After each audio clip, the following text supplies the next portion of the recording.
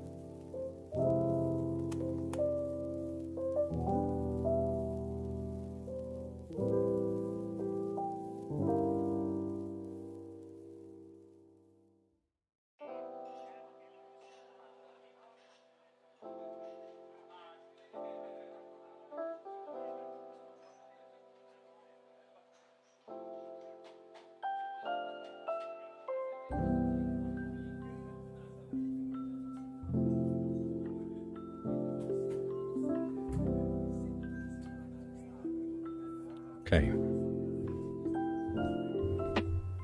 I have myself a hot chocolate and a little coconut chocolate pudding cup. Because apparently I have a sweet tooth tonight. That is what I am enjoying. Sam Fish. Hello. Welcome back. Better be made with milk. Unfortunately, whilst yes, I would be an advocate for that, this mix that I used, this hot cocoa mix, was from a Christmas present. It was at the back of one of my cupboards, and I completely forgot about it because there's just these little boxes that I threw and forgot about. And it's incompatible with milk. I have tried, and it didn't like it. It was made solely to be used with water. And I do not like waste. So, whilst yeah, I would prefer to go with the milk one. I thought, hell, I'd rather just use this. So I don't have the box in the back of my cupboard anymore. Actually, not bad. Yeah, not bad at all. Nice to meet you though, Samfish. I saw that you followed a few days ago. It's nice to have you back so soon, right after starting as well. And also, goes without saying, but it is nice to see you as well. Hassel, Wade, Lady.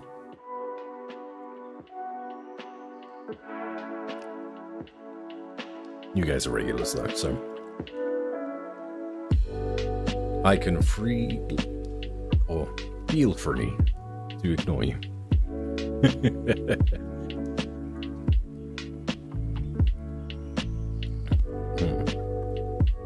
I am hurt. You'll be fine.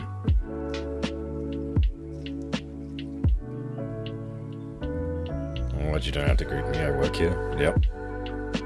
You work here for exposure. Speaking of which, go follow the One Heart Heroes on YouTube. They'll make some more content one day. But in the meantime,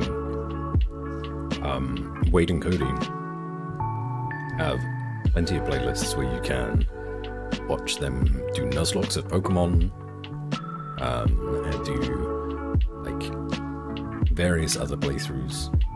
I can't think of any right now off the top of my head, because I'm on the spot, but it's a damn good time. There you go. There's your payment.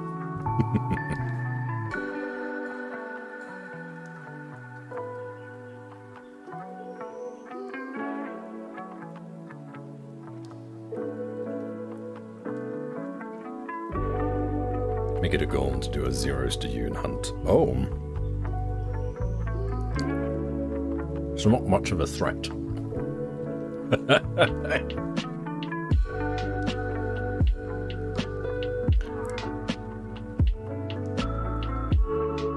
Okay. How is everyone? Turn the slow fight down a little. I feel like I'm almost yelling over it.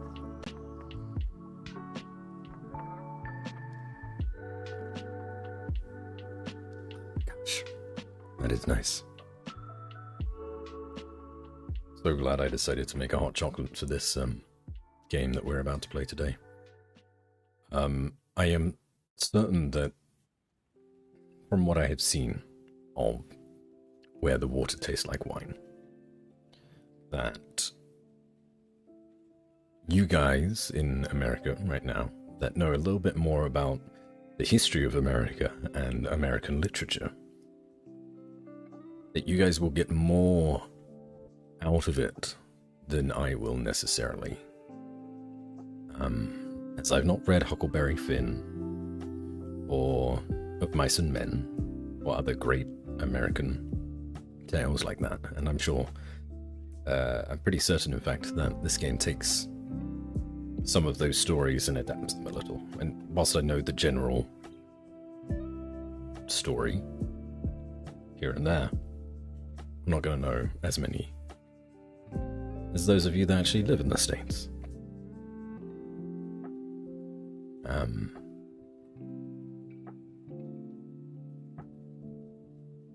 But nonetheless, I do think that this visual novel walking simulator style game could be a really nice, relaxing chill time.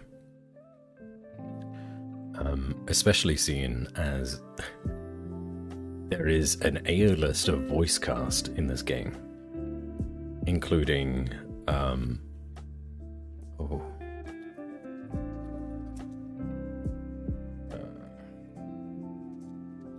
Dave Fennoy, Melissa Hutchinson, so 2 voices from the Walking Dead games there, Clementine and Lee. And also playing as the narrator of this game, the wolf that we first see upon starting up. That is Sting. Sting of the Police. The band. So, be wild. Hey, good choice, lady. I do highly recommend delving into some of their playlists that they have on their channel. If you're looking for something to binge, it's a very good time. Hi Mel, and hi Sleepless. What is love? Oh baby, don't hurt me. Okay. I don't think we're going to get quite as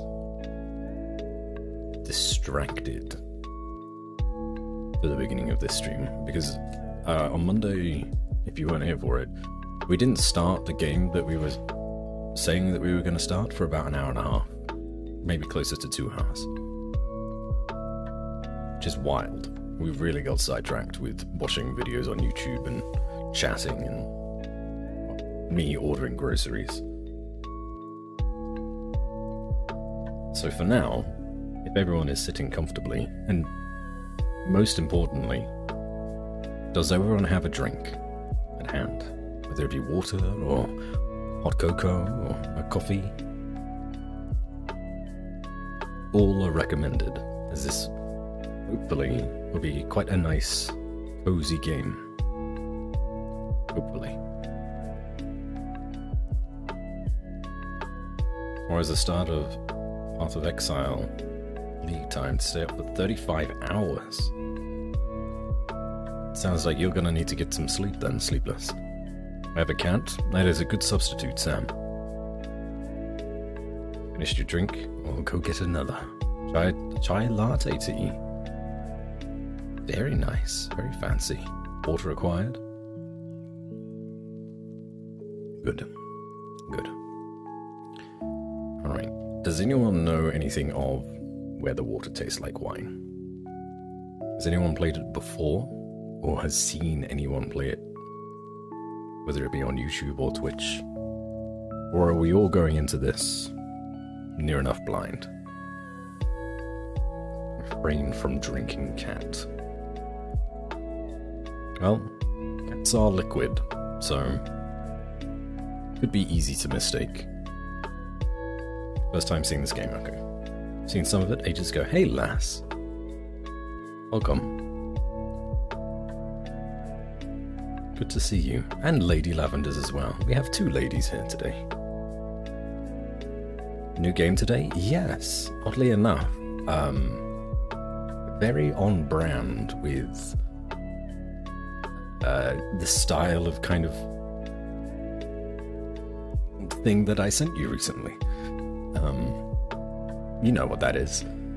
As we are going to be traveling across America, visiting various campsites and listening to stories from guess, the history of the country. Very, very much campfire vibes, yeah. So, I don't know. I suppose I saw it in my library and was thinking about that work, and it just kind of blended together and got me in the mood to try something new. Any other know that if a water tastes like wine, you might be drinking white wine.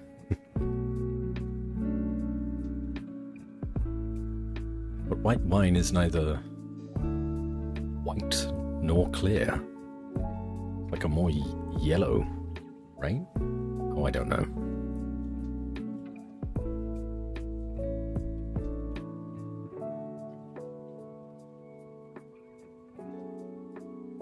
Warning, attempting to drink liquid could result in lacerations. Oh.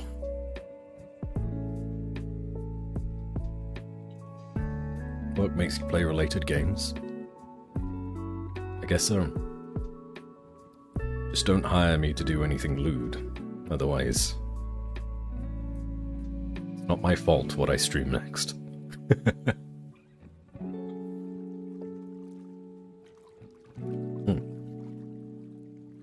Okay. Well, it's lovely to have you all here so early on. Let's fade out this lo-fi for now. Nope. Won't let me.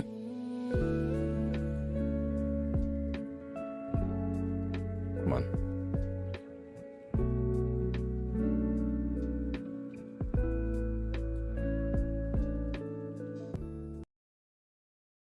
That. What happened to the game?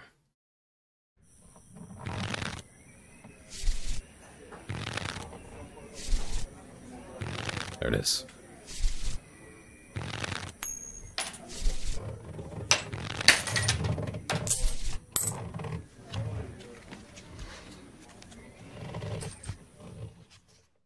Night has fallen and you're weary from travel. Stars fill the sky above, and in front of you is a brightly lit wooden house, the only building you've seen for days. Can I change the sound settings at all? Not yet. Okay.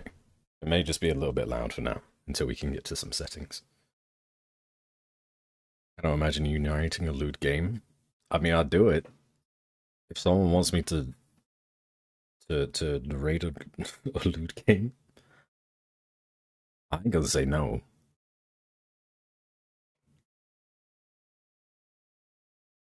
Okay.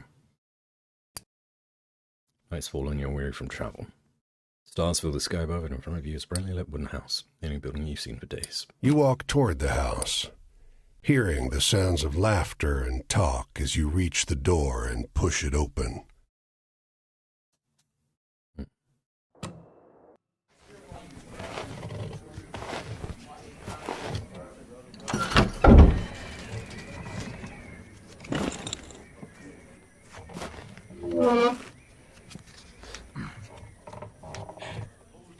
You sit down and join the game.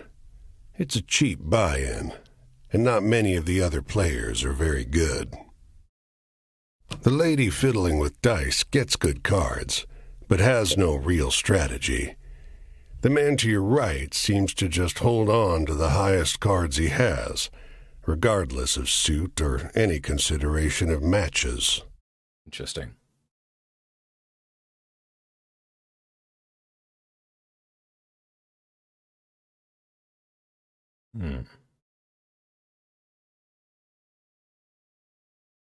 His voice would suit a nice, suave, and seductive character, the mysterious stranger archetype. What, me? Or the narrator in this? Oh. I think you're talking about me. Oh, in that case, I shall move on. Who else is here? The man in gray across from you, though. He's good. He already had the largest pile of coins when you bought in, and while your winnings grow quickly, you can't quite catch him. Keep playing. One by one, the other players leave the table, sometimes with pique or with wry humor, leaving their winnings with you or the man in gray. Hmm. So the KFC dating sim. I wouldn't say no to doing that. Does that have narration or no? Maybe I should play that game. Should I play that game? It's just one big advertisement, right? So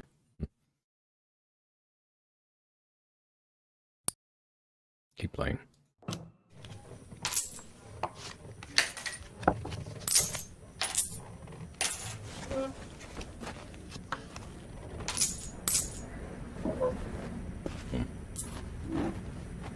That's a lot of money. Ooh. Finally, it's just you and the man in gray. He looks at you, full of humor, and winks. Last hand? I'm in. He deals, you draw, and look at your hand. It's good. It's great. The best hand, in fact. A royal straight flush. Spades. Aces high. Okay. How do we lose this? Nothing can beat me. But the man in gray pushes forward his whole pile. You're not sure exactly how much it is, but it's more than you've got. You can't match that. You don't have to fold. What?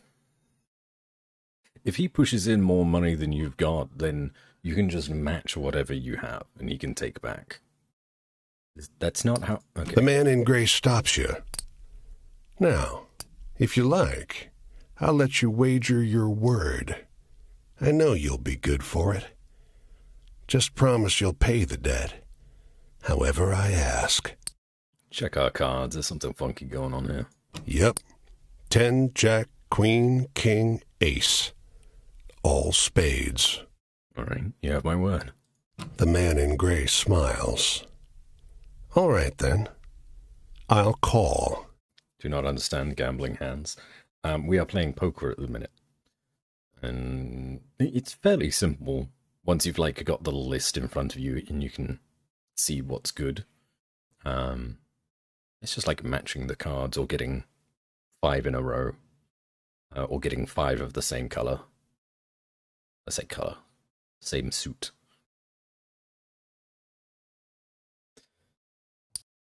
Show 'em.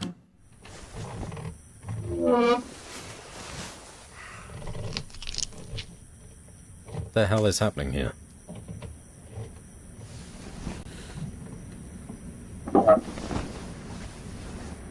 Stole our cards.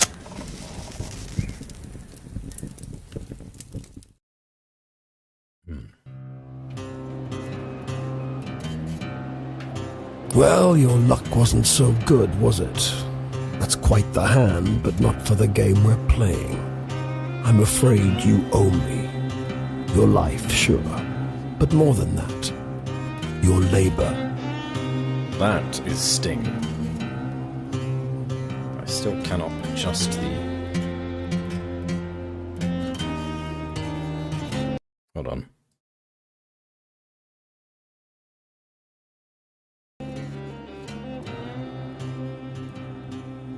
Hopefully that is a bit more suitable of a volume.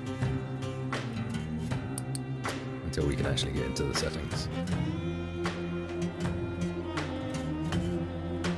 You see, this land is built on stories. It's one big story, this country, woven of many small ones.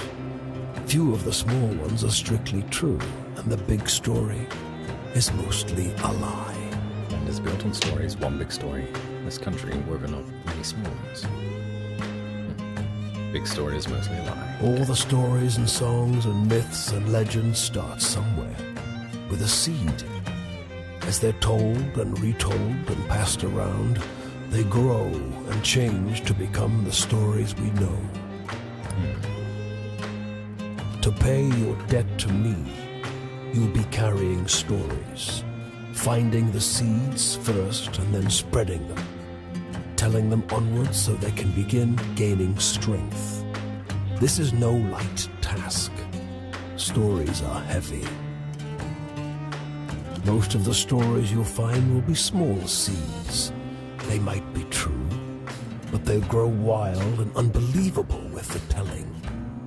So we need to spread stories around America. That's our job. The more important stories are the true ones, the ones people will tell you about their own lives. Those often get lost in the weaves of the big story. The more true stories you can find and tell, the more you can weave that truth into the big story. Tarnish it a bit, perhaps, but isn't a dingy and battered truth better than a shining lie? Now, go ahead. You tell me a story. I'll trade you some information about your task. Okay.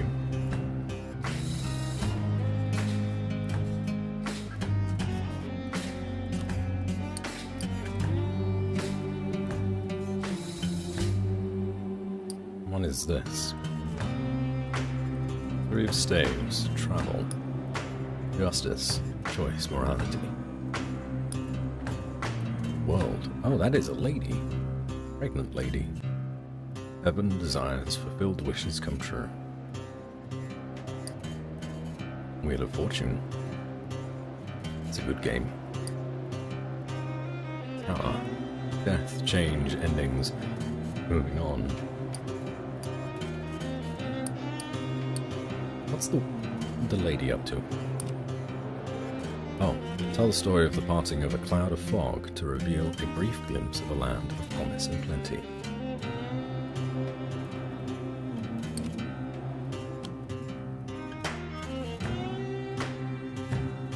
Your deepest desires, your greatest wish, heaven?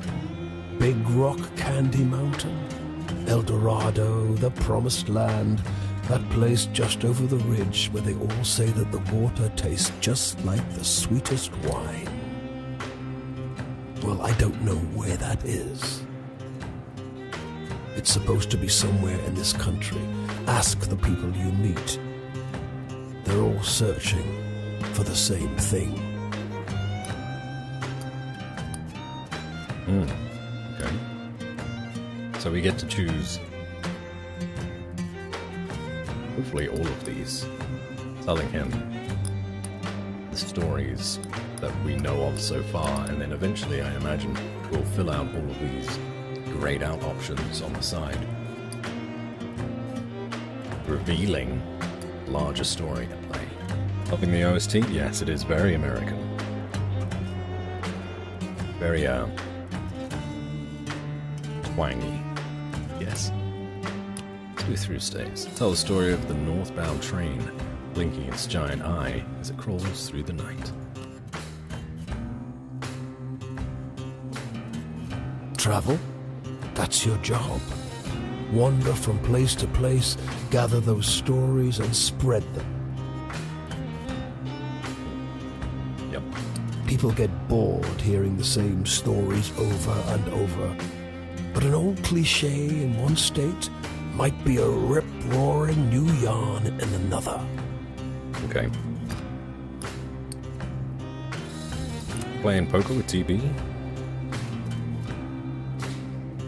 Well, with the power given to you by Sting the Wolf, I'm sure you'll get plenty of wins.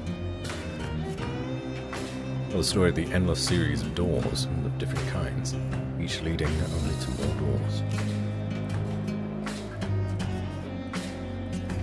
You sometimes have to make choices about what kind of story you're finding. Is it a love story or a tragedy? Don't gather too many of one kind, though. This grand story needs variety. Okay. So try to get different types of stories to keep people's interest. Tell the story of tossing a pair of bone dice on a blood-red velvet table. Gum up snake eyes and wink at you. Love doing a Southern American It's just luck. Funny how bad luck seems to follow the folks who already have problems aplenty. Well put, Mr. Wolf. Well put. Almost like the system is meant to beat down the ones at the bottom. Well, try your luck out there in this country. See how the dice treat you. It's not all bad. You'll have to work hard, but I'll give you the gift for seeing the true shapes of people. Not many who can do that. Last one, the tower. The story of a black and grey city where every building is filled with desiccated corpses. Oh, that sounds good, so good. I'll strip away your flesh to make the journey easier, but still you'll feel pain. Hunger, weariness, thirst, and despair. They're all part of stories, the part not often told. And death, yes, but don't worry. As long as your task remains, you come back. Go on your way, Seeker. Maybe we'll meet again, or maybe not. Either way, it'll be an experience for you. Yeah. I'm jealous in some ways. Could have. I hope you yourself. find what you're looking for.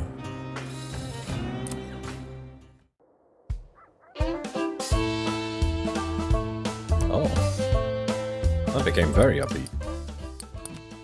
Now you can change these sound settings a bit. I can change this back to my default. It's 4-ish. And you know what? Oh gosh, there's so many on screen right now. Alright, we don't need this. We don't need... I guess we don't need any of them necessarily. I think the general consensus is that people like how that looks. Oh, sub goal is too small. Or sub count, rather. We'll be modest. 1. Okay. Oh, yeah, we are just a skeleton now. It's still loud.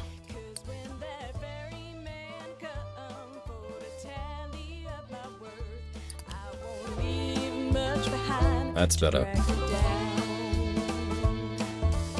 Right, so there is building over there. What else do we have around? Towns and things. We can whistle.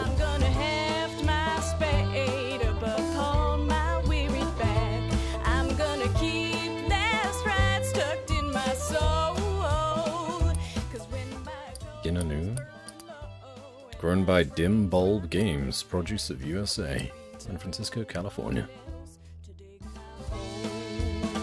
We have a map. We do. We're in Maine. We're in Maine, everyone. Alright.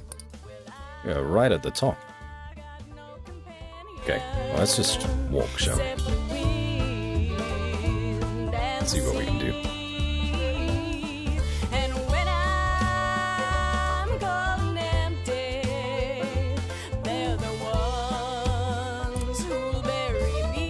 This bungalow is being ransacked. There's furniture piled in the front yard, ammunition heaped under the mailbox, and a crowd of clean-cut men ripping apart a car in the driveway. Strange. The two heavily armed, mud-caked women leaning over the porch railing share the same bored grin. One shouts at you.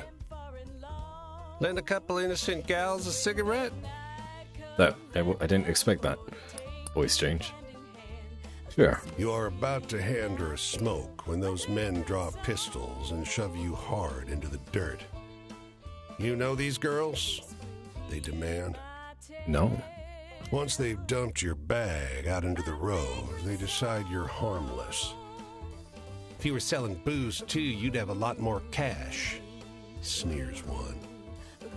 On the porch behind him, the two bootleggers are fingering their empty rifles, grinning in disappointment. Move on.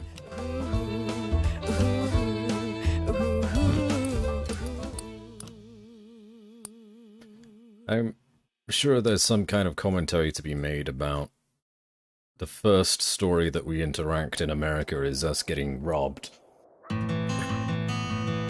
perhaps we'll leave that. USA-Canada border. We're over there. That's Canada. Okay. HW, the in-game manual. Okay.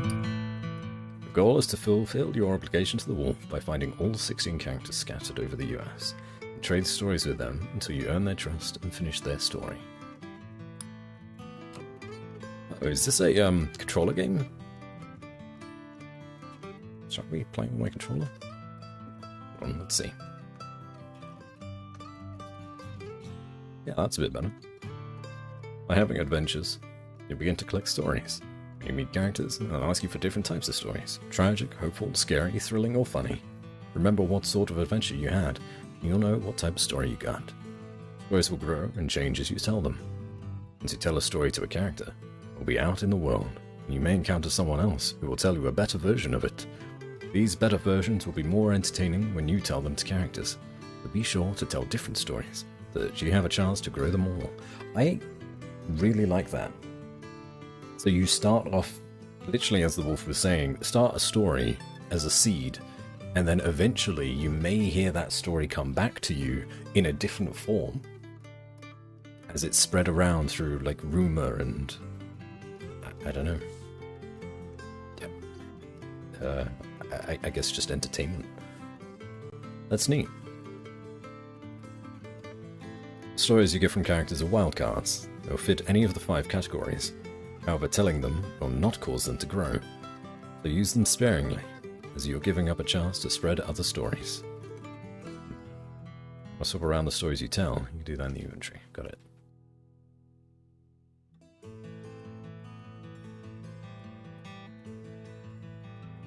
Well, there are several ways to travel across the US. The easiest is walking, but it's slow. Speed up your walking pace by whistling. Hold down the button and match the notes to keep your spirits and speed up. You can also hop a ride on a boxcar to get you exactly where you need to go. It runs the risk of getting injured by the railroad cops. Hop a ride and find a train yard. A safe way to travel is hitchhiking. To hitchhike, hold the hitchhike button while standing next to a road with cars on it. Not every car will stop, and they won't always carry you the full distance, but you will be safe. Finally, you've got some cash. You can go to a city and ride the fast, safe passenger trains from place to place. Costs money, it is the best way to travel. Each time you meet a character, you'll have a night to talk with them and exchange stories. If you tell them the kind of stories they want, you'll gain their trust and move forward through their tale. However, there's no penalty telling them a different story. You'll still learn whatever they have to tell you. Characters have multiple chapters, and when you fully open the eye in the interface, next time you meet them, you'll move on to their next chapter. When you've finished all the chapters, you won't see them again. Each time you finish a night with a character, you'll move somewhere else. You can always check the map to see where they are. They will also show you when they move. Okay.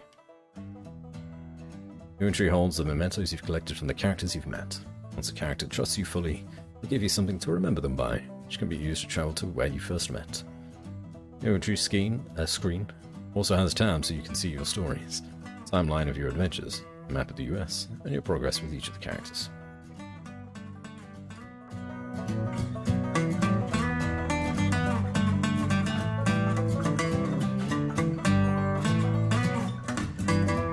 Okay, so if that's Canada,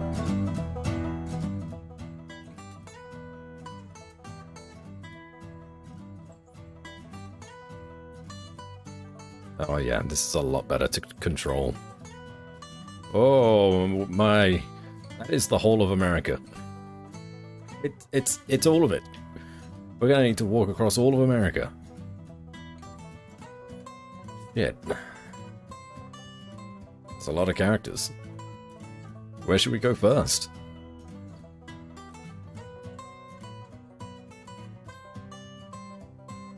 So those are the characters that we can interact with. We have a pair of bone dice, loaded to roll snake eyes nearly every time.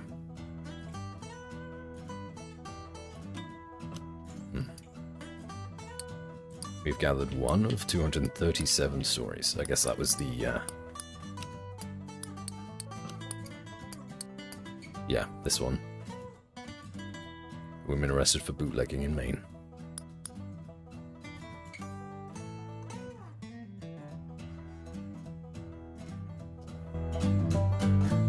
Alright.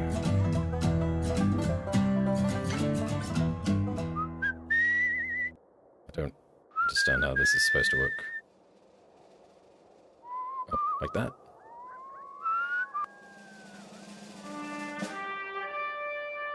Where are we now?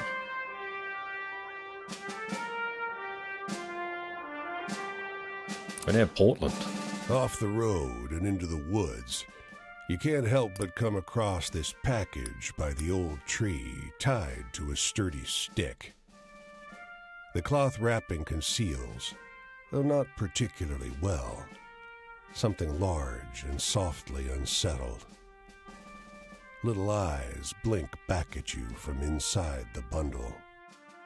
Say hello. The shape gives a start. Please don't tell my pa that I'm in here. It says in a small voice. Why not? Pa doesn't want to live with us anymore. But I want to go with him. Don't tell him, please. I'm hiding.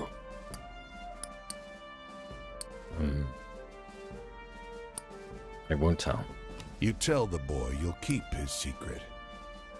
You don't see his father anywhere. You don't see another soul for miles. Who do you think your dad is, kid? Boy who ran away with his father. Alright, what? Is it the New Hampshire? Yeah, NH, New Hampshire is that way. Okay.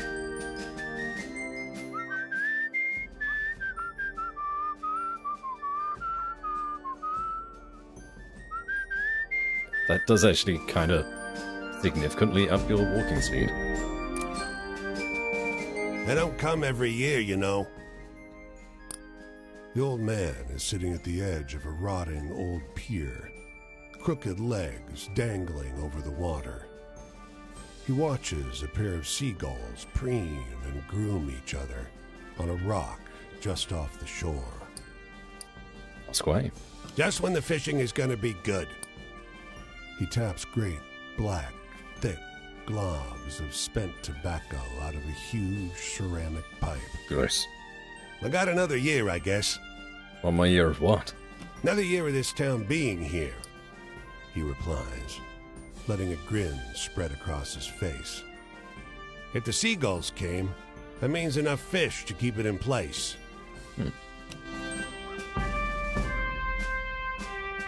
Okay. Well, I have to let the people in Portland know that they've only got 1 year left. The woman walks the small town square with the poise of Betty Davis. A confident stride and inimitable mannerisms elevating the sidewalk into a plush Hollywood carpet. And wrapped around her neck, a yellow velvet ribbon, bright as an ocean sunrise. Hello, O'Brien. I don't know who this voice actor is. He is very good, though. We'll need to look him up. I do not believe that this is Sting. Sting was the wolf from earlier. This is the narrator. He's very good. I'll agree. Hope you're having a nice day. You question Ask a around. well-dressed man parked outside an oyster house. Prudish woman. I took her on a fine date and she didn't remove so much as a ribbon. Excuse me, can you step back from the coupe? That's the spirit. You decide to seek a second opinion. So, man expected to get some after taking a lady out on one date. You talk with a waitress smoking outside a diner. A great man. Something funny about her. Just showed up one day. Doesn't work, doesn't live anywhere as far as I know. Just around. Myself, I'd love to know who made all her beautiful clothes. Let's go talk to her. You ask the woman if you may join her at a public bench. You may. Lovely outside, isn't it? Her eyes are a beautiful shade of brown. Beneath the yellow ribbon, a thick, fibrous scar wraps around her throat. Weather like this, it reminds me of Paris. You came from France. Let's move on.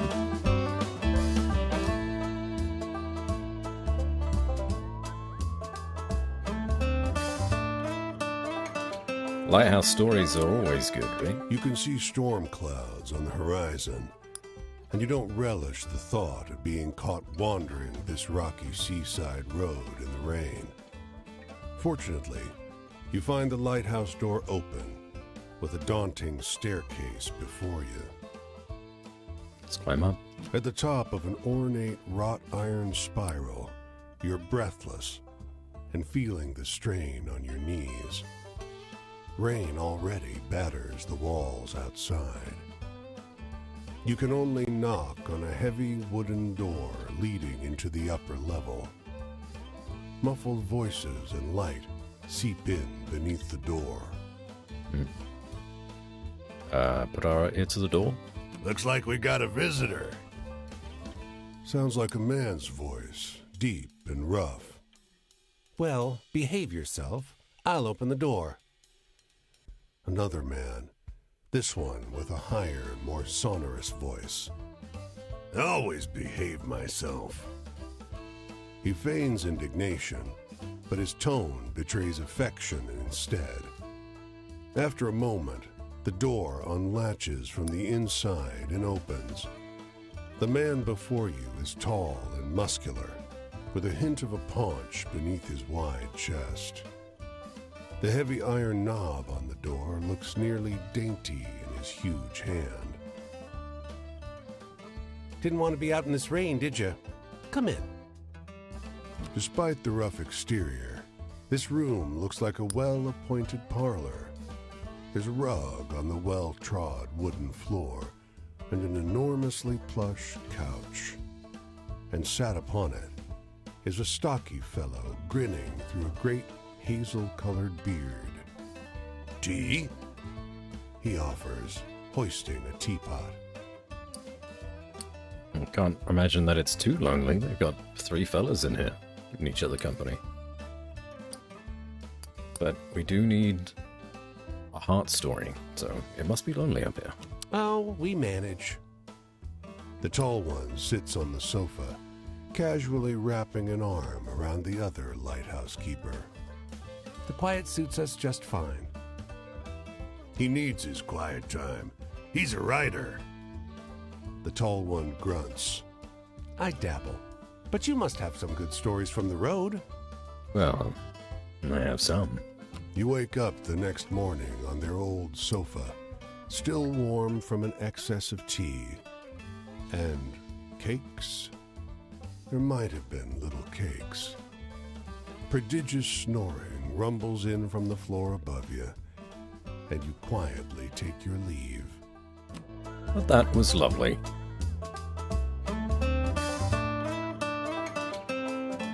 Damn, missed that car.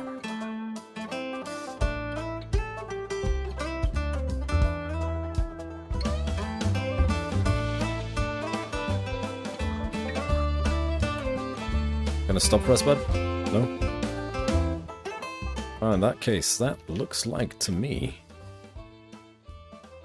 Maine has been explored. Now we need to make a choice. Do we head down to what looks to be one of the first main characters in Rhode Island? Or do we move further west, New Hampshire, New York way? Guess we'll go down. We'll just follow the main road. There is another city by the looks of things. Probably a lot larger than Portland was. We may even be able to get a... Come on. Game. Music is a little loud. Maybe able to get a ride there.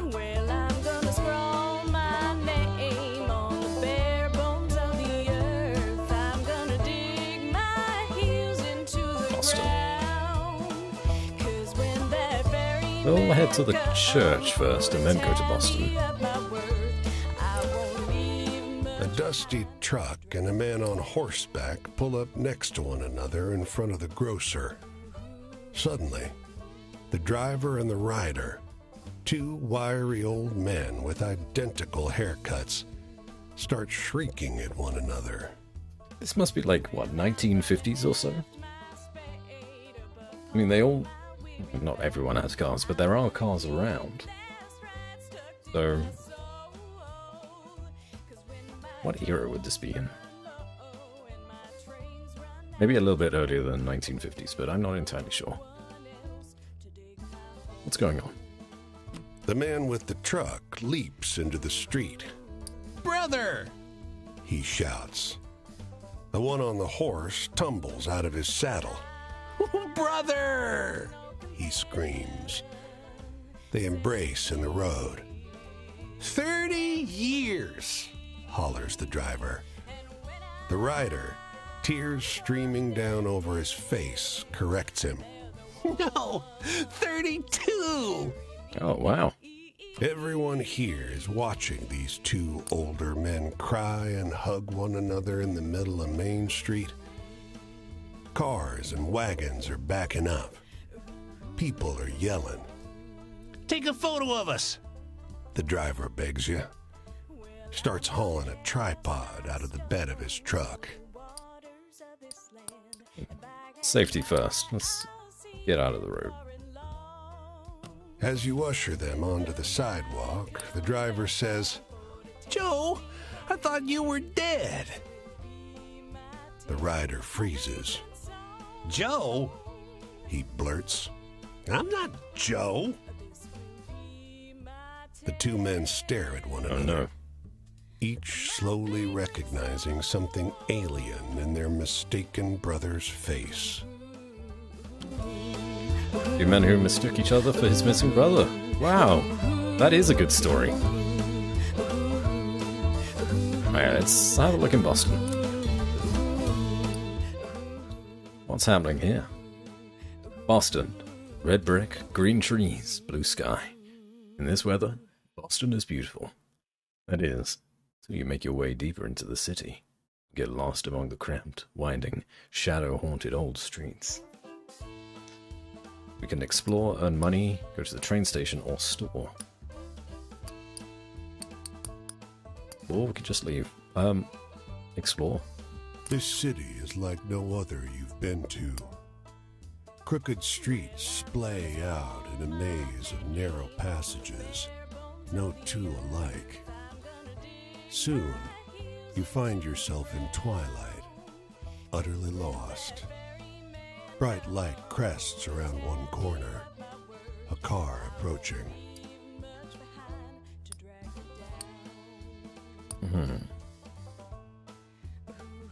Sure. Compelled by the cold and foreboding night, you don't question it as you drag your bones into the cab. But you realize immediately how strange the vehicle is. It's a sleek thing, like a shallow parabola gliding over the street. Look at the driver. Where to? He asks. You have to stop and think. Eventually, you name Boston Common, the only landmark you know in this town.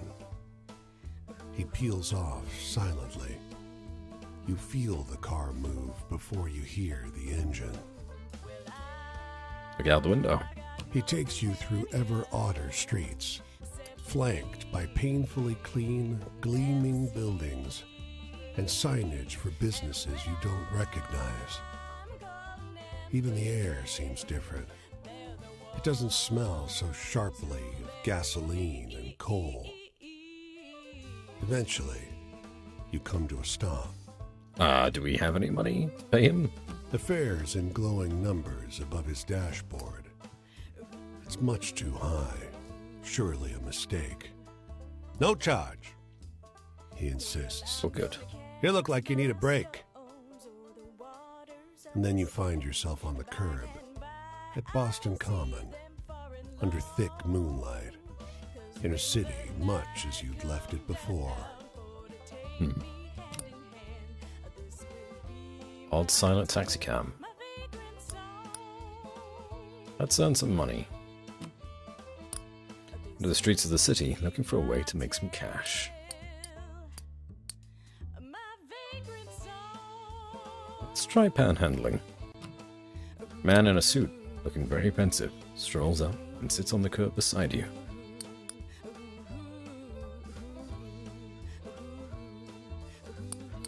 Spare a dime? He nods distractedly. You know, I've been working since I was a little fella. He begins. I worked my way up, and I built my company from nothing. He hasn't even looked at you. He doesn't need a response. Now it's back to nothing again, he sighs. Nods sympathetically. He looks at you for the first time. Yeah, he says suddenly, pulling a well-worn bill from his pocket. It was my first, and now it's my last. I really need it anymore. He hands you the money. With a jaunty spring in his step, strolls towards the nearby railway underpass. Oh dear, that's not a very nice story. I think that man was about to do something quite foolish. Thank you for the hydrate, man. Okay. Well, we can check out the train station. We can get a train to New York or Detroit, but they're not too far away, so I think we'll just walk.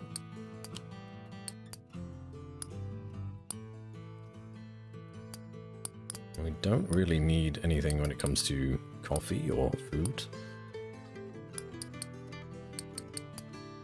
So we'll just leave. The balancing is not great. Alright, let's fix this once and for all. So, sound effects, too high. Music, too high. Voice, too low.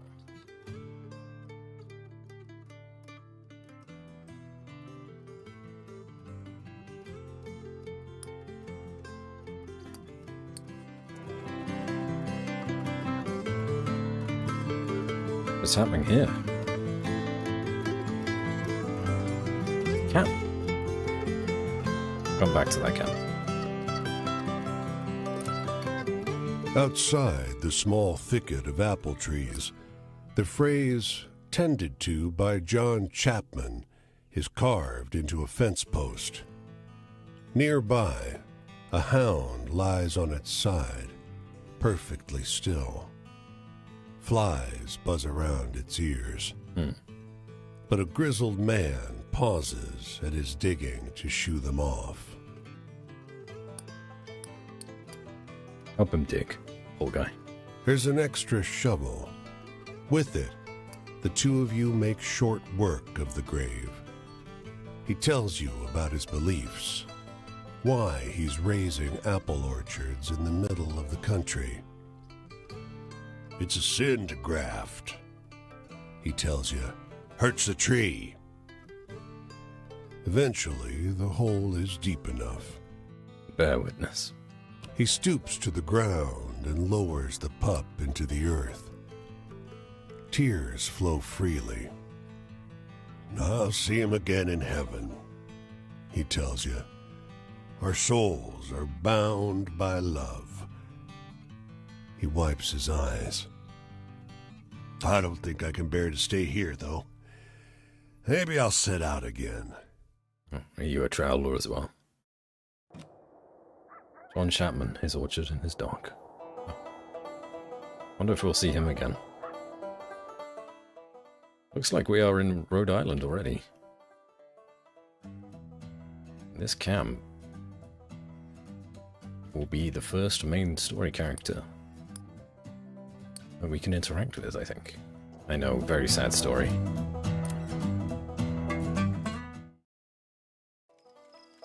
Quinn. Hey there, stranger. You're welcome to enjoy this fire with me. If you're respectful, that is. That is the voice actress for Clementine. That is Melissa Hutchinson. She's very good. This here is my spot, and I ain't inclined to share it with any bad characters. You can call me Quinn. Nice to meet you, Quinn. These here are my venturing companions. Cass is the big un, and the one with the spots is Flip. Nice to meet you, Cass and Flip. I usually beat my way on the rails, but the road news said this town was fat, and the weather was fine. So I'm taking in the sights and seeing what I can drum up. I want a story that scares me. Now I'm older, almost nobody can do it. Give me your best shot. Something that scares you. Here are all the stories you've collected so far. They're organized by subject, because the boss likes the tarot cards. This is the subject of each story here. Tell the person a story about love, for example. They'll tell you something from their own life related to the subject of love, or things. Where do I find that? Down, bottom left. As the night goes on, this icon will move left to right. It reaches the right side, the night is over, and so is your storytelling. The person you're talking to will usually tell you where they'll be next, so you can find them again. You tell them the types of stories they request, will gain their trust, and the eye will open. And it opens fully. Next time you meet them, open up more about their life. Remember this from conversation to conversation. Don't feel you need to open the eye all the way the first time you meet someone. Dance around, get to know them. Sadness, love, family, future, past memories, authority, heaven desires fulfilled wishes come true.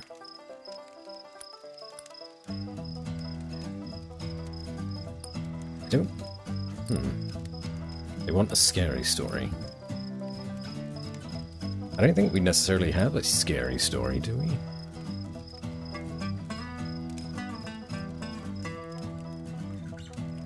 We almost got robbed.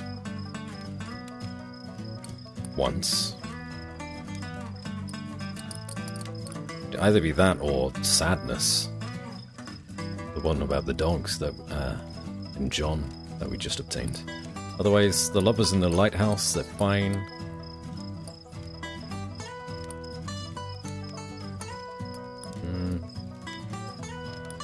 Let's try the Emperor.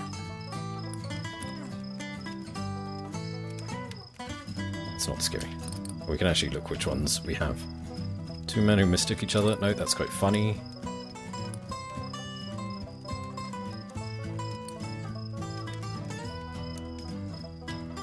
The seagulls and fishermen near Portland. Yeah, Portland kind of being done within the year. Or story of the odd silent taxi cab in Boston. That could be construed as scary.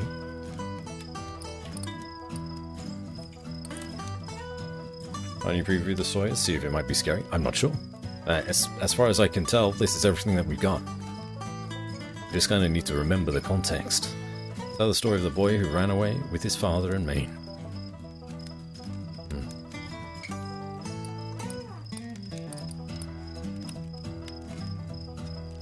The story of the two lighthouse keepers near Portland, Maine. Oh.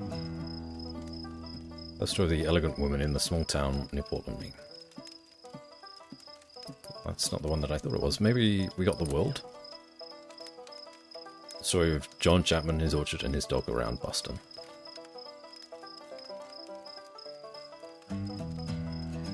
This is what you meant. Oh, I understood. Maybe because they have two dogs of their own, they may appreciate the story about John and him losing his dog.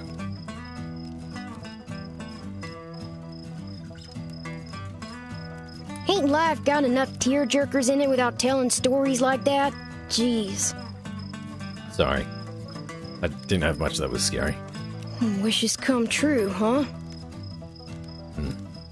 If I had to say, it'd be great to have red beans and rice cooked with some fatty bacon. Supposed to be a Mississippi River specialty, but I ain't never had it. Hey, do you got any really thrilling stories to tell? I'm hankering for one of those. Thrilling? Thrilling stories.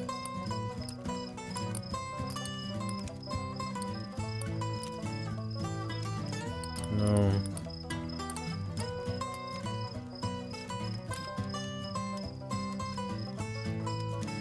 The women arrested, maybe?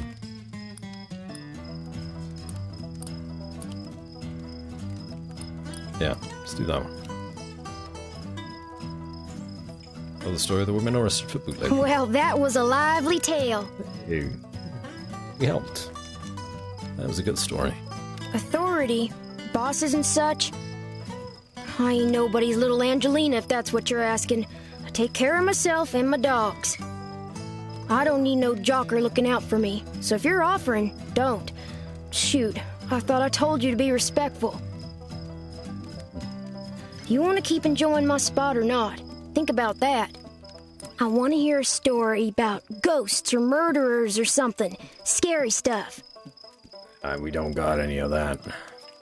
I know we don't.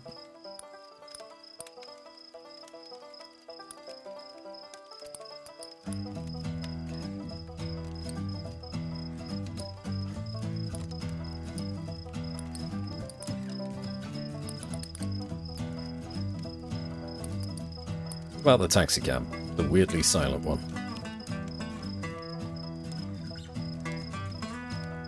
Not sure I quite follow that one. What's my future look like? I ain't looking for a traveling companion, if that's what you mean. I do fine by myself, so just stick to minding your own. Hey, tell me one of those exciting stories. Another one.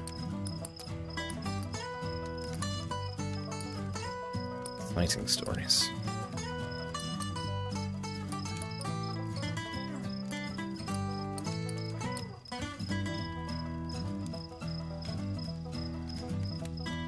Yeah, sure.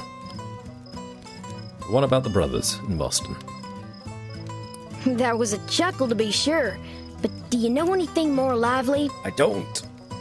Well, I don't know a whole lot about the past, but they say there's an Injun grave around these parts. Say it's haunted and full up with angry spirits. I used to love hearing stories of cowboys and Injuns fighting it up. Would swap tales with the youngins. But, well, I suppose if someone shot me, I'd be pretty vengeful too. I want to hear one of them venturing tales. Got any? I don't got any. I want to leave. Nah, I'm not actually. That seems very permanent. Venturing tales. Ran away with his father. One with a boy. Well, that sure was a downer. Give me a good venture tale instead any day. I don't know, that sounded like an adventure, sort of. My family. There ain't no way I'm gonna start jaw-flapping about those bastards. Judases, the lot of them. Enough said. Well, night's over. I think I'll see what's happening up the road this way. Nice to meet you, Quinn. Didn't understand all your stories, but I'd gladly listen to more if I see you again. The tramping life suits me just fine. Every day's a venture. With things being so depressed, folks walk around like it's the end of everything good. But it ain't. Plenty nice things to see if and you know where to look. Well, it's a nice outlook on life you got there, Quinn. I'd like to agree. Wow, Rhode Island is tiny. There's nothing going on here.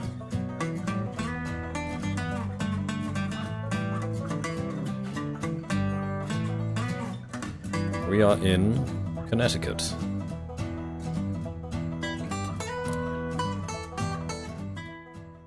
you walk down the road, a black crow flutters down to land in your path.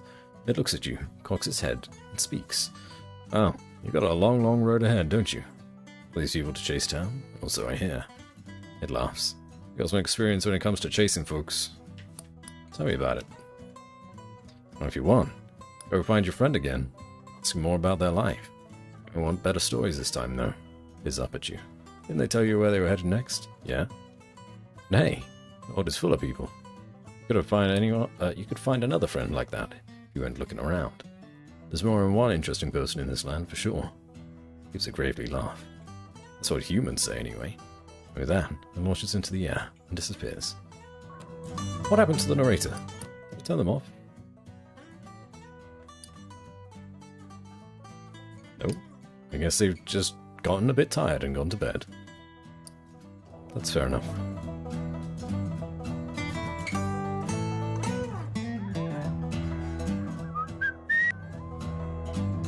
I don't want to whistle.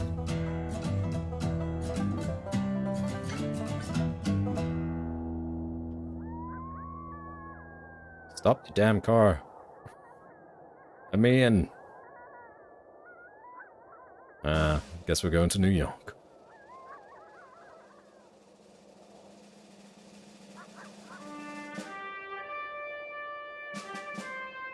Song sounds like it's come straight from Captain America. Oh, we've been offered a ride now that we've actually arrived at our destination. Clouds roll together to fill the sky. Oh. Watch the sky churn. The lightning is so strong that it seems to open a path in the haze above you. You are sure you see massive talons curved around the clouds. Spooky. The thunder is so immense that the ground trembles. Your lips and hands tingle from the electric charge that fills the air until the dancing lightning passes on over the hills. A big storm. Hello? What is this over here? Hear a story. Listen to this, blurts a boy, loitering outside the grocery store. He works his way through a long and strange story about the taxi which shows its riders the future. There, he finishes. What do you think? It sounds like a good story.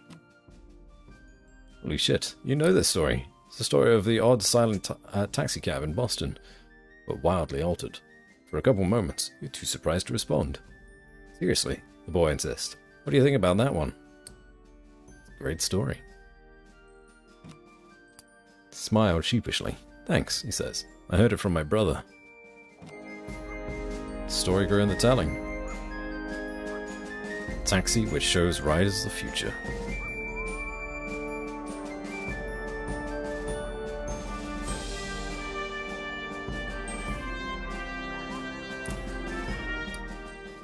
Okay, New York. The air stinks of gasoline and trash. And you're boxed in by a brick. But damn, there's something invigorating about that stink. God, I feel like there's an engine in your chest. Guess that's New York. The engines belch black smoke as the ferry churns gray water into froth. A broad-shouldered figure leans out over the rail, eyeing the skyscrapers on the horizon. Nearby, a man and a woman speak in low, urgent voices. He takes her wrist gently. She is weeping softly. Listen to the couple. I wish you didn't have to go, She says. There's got to be work on some of those buildings going up. His thumb skates over her pulse point. I checked every day for a week. There ain't. I'll be back, though.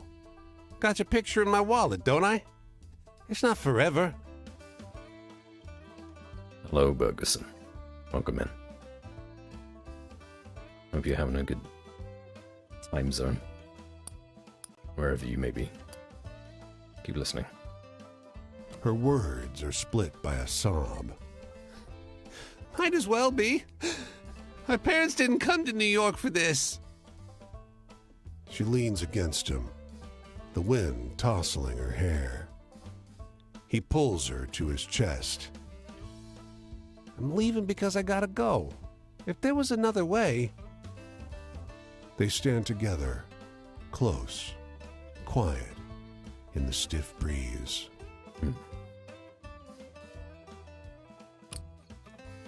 Couple bartered by unemployment. That is very sad. I average your stream enjoyer. Oh, thank you. Welcome to Where the Water Tastes Like Wine, a game about storytelling across the United States of America. It's quite quaint so far. We've barely begun.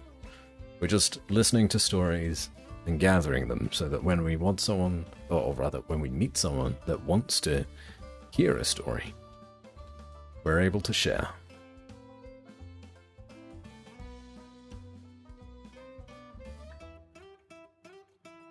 If we can earn more money, or if we are kind of done. Onto the streets of the city, looking for a way to make some cash. Let's look for work. Work in New York. And maybe we can tell that unemployed couple. It starts to rain in the kind of torrential, tree-stripping way that only happens once or twice a year. Everyone scrambles for cover, but one guy stays out in the street. A fellow with a bale of bent and lopsided umbrellas. 10 cents each, he hollers. What an opportunist. That's capitalism. The rain has soaked him through.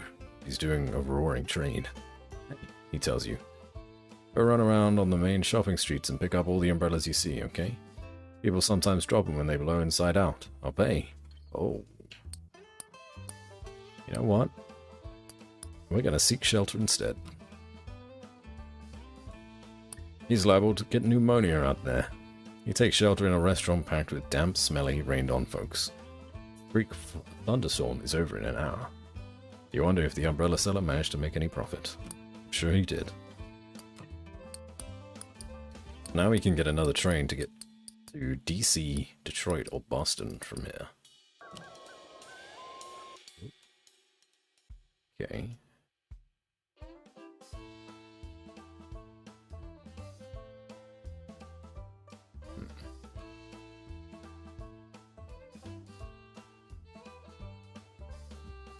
Not that coolio in English to understand the whole view of this game.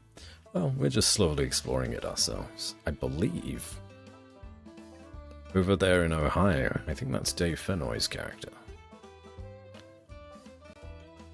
Just can't hear your voice. Oh, well, there's plenty of that here.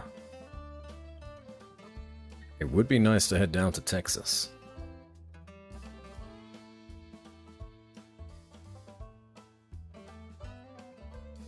Why is Texas like two different colors? I don't really understand. Is it yellow and orange?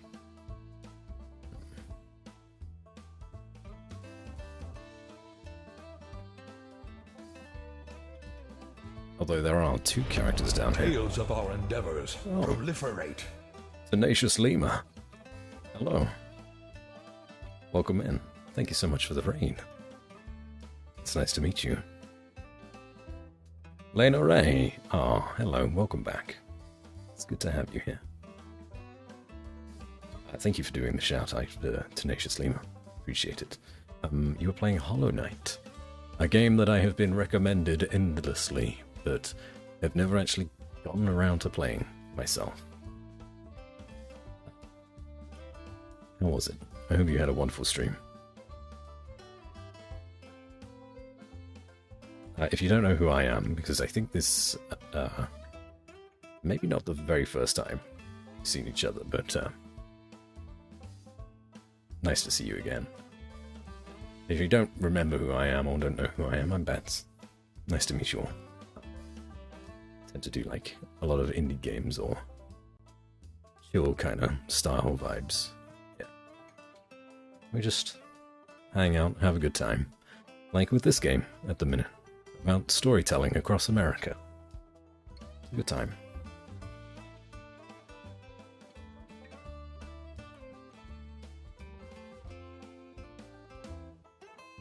Hollow Knight is cool. You should try. Yes, I'm aware that I should try. Davadu. Hello. Nice to meet you. How often do people ask you to narrate their lives? Enjoy your stay. So, specifically that, not too often. Thank you for the follow. Appreciate it. But I am not opposed.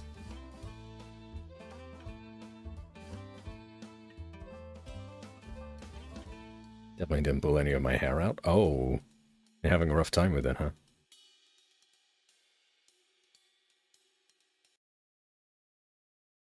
With the honey sweet voice. Wait, you pulling your hair out because of Hollow Knight? Or my voice? I don't understand.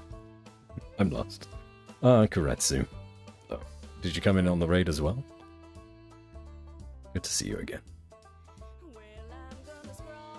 We are just about to... Maybe we could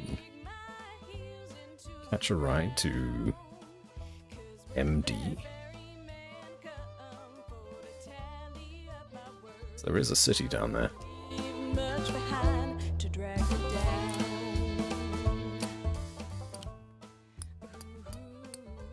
Is that Detroit that's down there? I'm not actually too sure. My geography isn't too great.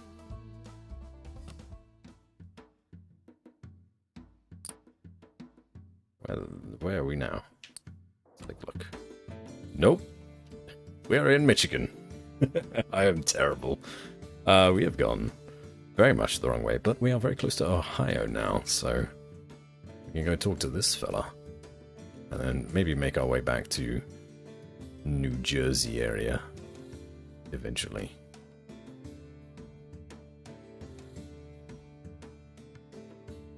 Michigan. Drop by to stay high. Ah. Hopefully you've got a nice warm drink. And possibly some marshmallows to roast over a fire, because we will be attending many campfires tonight. No one is pulling hairs because of your voice? Well, it wouldn't be the first time. Have a good stream. Got a lot of power and positive from your voice. Oh, no worries, Ferguson. That is a very sweet thing for you to say. Hopefully, whatever you're doing today goes well. And if you need anything else, well, we'll be here. Thanks for stopping by. I just tend to release thoughts in an incoherent stream. Isn't that what all streamers do?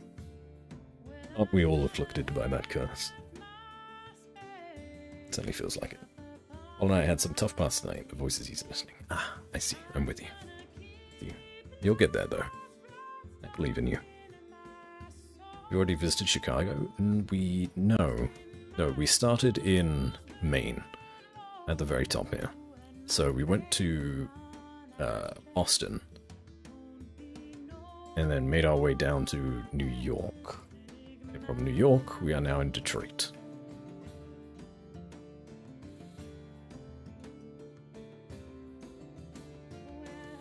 A strange game concept. Yes. It's like a cross between a walking simulator and a visual novel.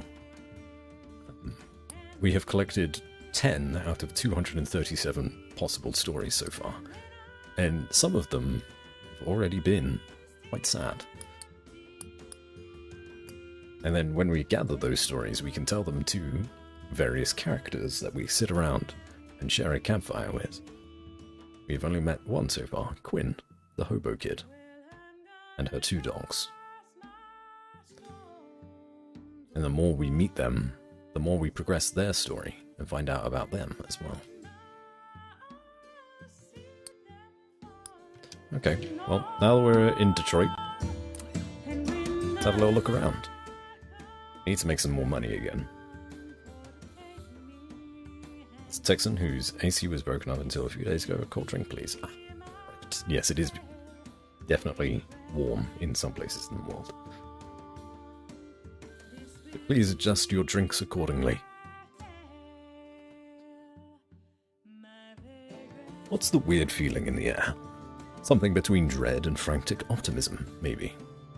Everywhere you look, there's looming factories filled with churning machines and new unions, they say.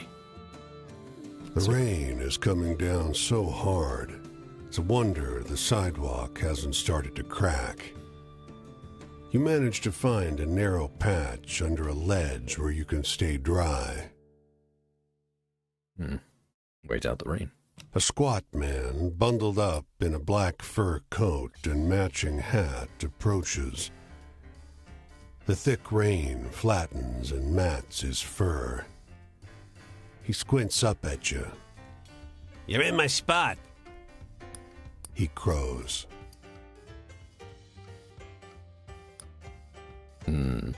Finders keepers. He leans in. You catch a flash of wrinkled red skin and sharp yellow teeth. I've been here a long time. You best show me respect. Nah. The man gives you a long look, then turns and keeps walking. Wait out the rain. A minute later, the ledge collapses. Uh-oh. Falling brickwork catches you hard on the shoulder. You cover up to protect your head from more debris and get hit by a crashing wave of water from above. You stand there, dripping and dazed. The rain abruptly stops. Whoops. The red creature in the fur coat.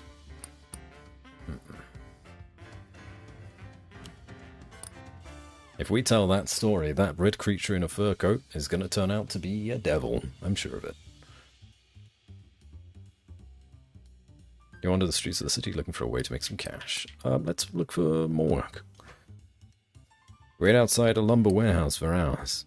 Don't get there early enough for work in the warehouse. Trucks swing by every few minutes, picking up loads of fresh wood. Sometimes, you people from the street corner for a job elsewhere in the city. A battered pickup stops at the curb. There's only a few planks in the bed of the truck. The cab is packed with teenagers. A young man with a bent cigarette drooping from his lip shouts to you, "Hey, wanna make some cash?" Doing what? Sucking my dick? Shut up, blurts the smoker, shoving his companion hard. It's painting. Painting a house, he says. Yeah, sure. How nice. Wait, are there devils in this? No. Not necessarily, Tenacious. So, we will talk to people, we will interact, and figure out some stories that we can tell to various characters throughout the US. However, the stories that we tell will then spread across the country and then may even come back to us, and we will hear a variation of our story that has gotten a bit exaggerated or changed in some way to be a bit more exciting or a bit more entertaining.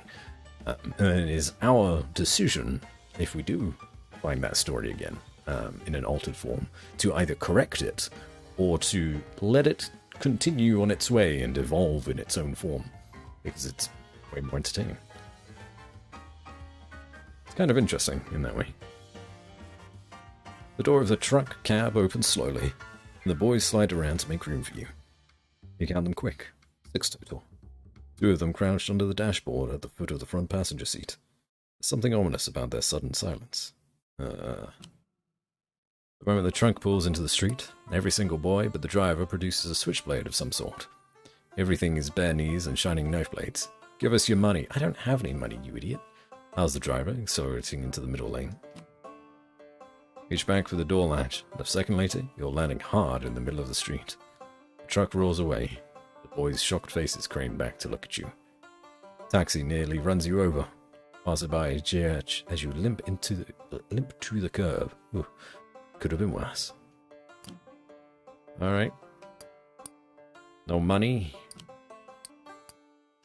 Not from Detroit. Can't have shit in Detroit. Shoulda known. Guess we're walking.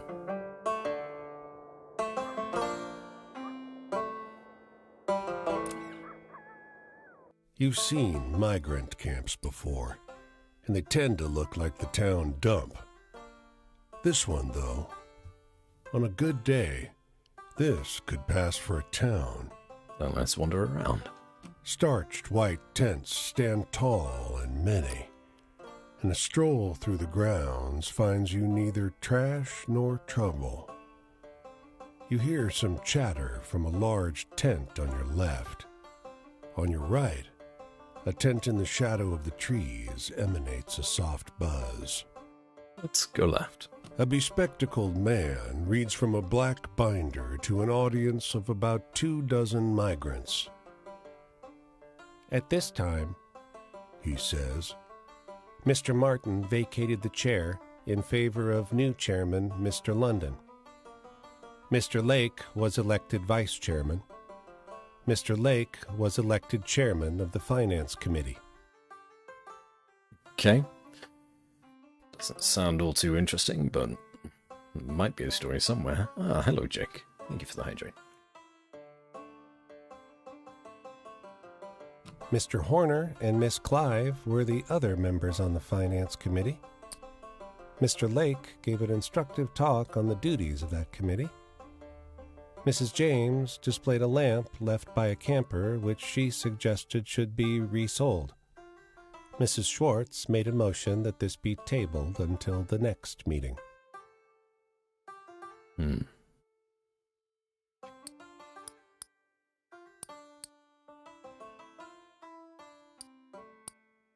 One more time.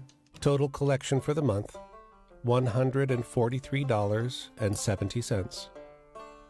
Balance at the first of the month, $84.89. Deposits, $173.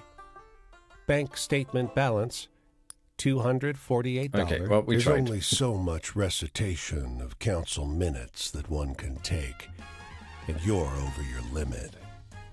You make a prompt exit. Moments after you leave, the tent explodes in uproarious, cascading laughter. Damn. I knew something interesting was going to go on. Okay, I don't have much for health or money, but I'm rested.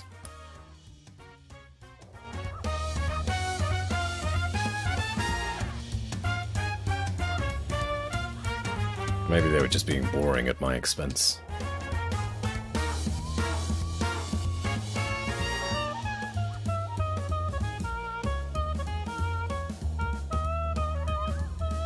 We're in Cleveland.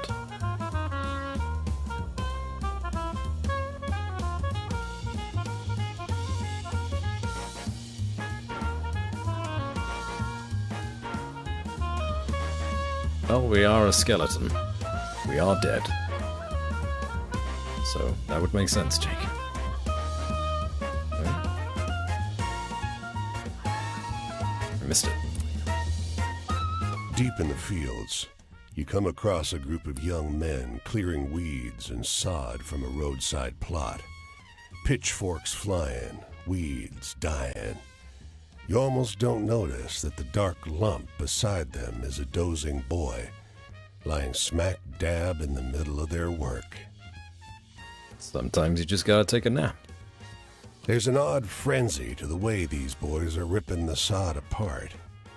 When they notice you approaching, they jog over and stand silently between you and their sleeping comrade. What's going on? The youths share nervous looks.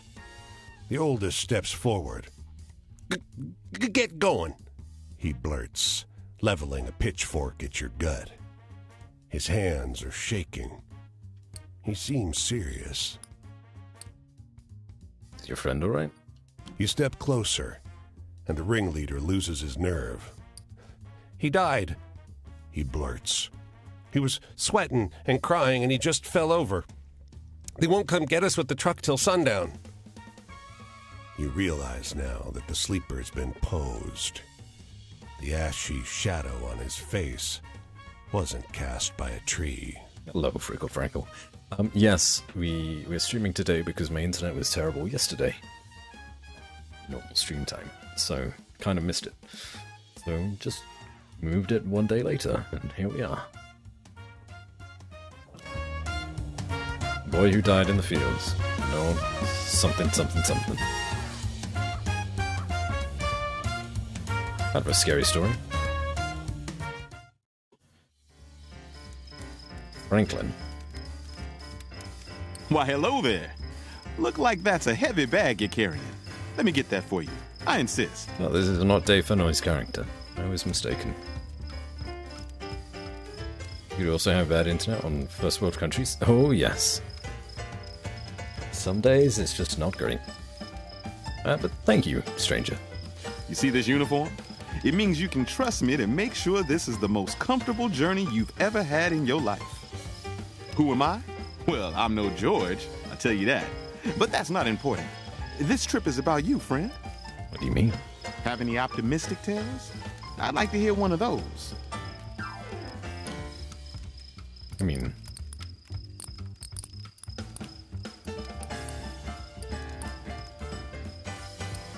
yeah.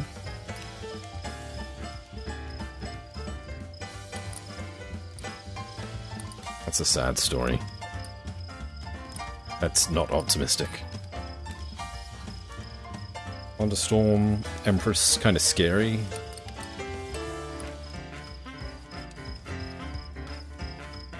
Don't really know what that story would be.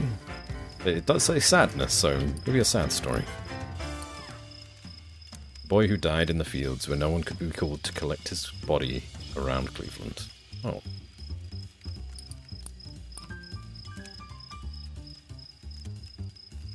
Story of the red creature in a fur coat in Detroit. That's also a sad story. Almost a hopeful story.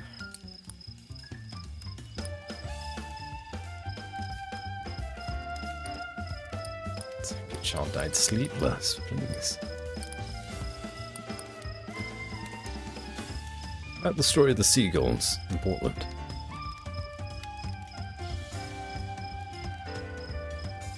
Just like I told you, friend. Miles of smiles. Yeah, there we go. The future? We're making it. There's never been anyone like us Pullman Porters. It's why we have so much pride.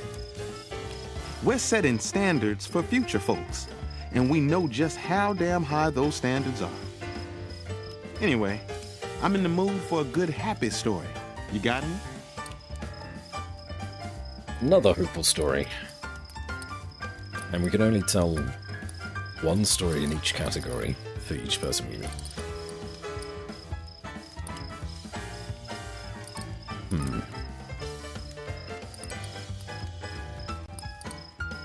Lighthouse keepers, the lovers. They seemed pretty happy. They had plenty of tea and cakes. A positive attitude. Yeah. That's what I like to hear. Love, I try my hardest to put all my heart into my service. But truth be told, I've never seen anything more touching on a Pullman train than a maid who knows how to treat a little baby just right. Anyway, I'm in the mood for a good, happy story. You got me? I think that's all the happy stories we've got.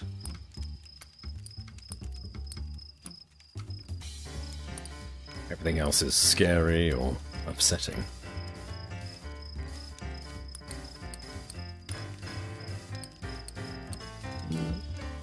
Don't really know what this story is, even if it does say sadness underneath. It's very nondescript.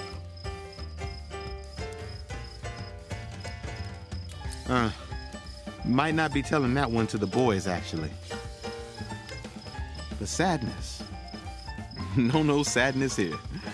When you ride on one of Mr. George Pullman's sleeping cars, you leave your sadness behind. I can personally assure you of that. That story really kind of rocked him there. Wasn't expecting a sad story. We have so many sad stories. One scary story, about 2 happy stories. No variety. Might start streaming this June? Go for it. That'd be fun.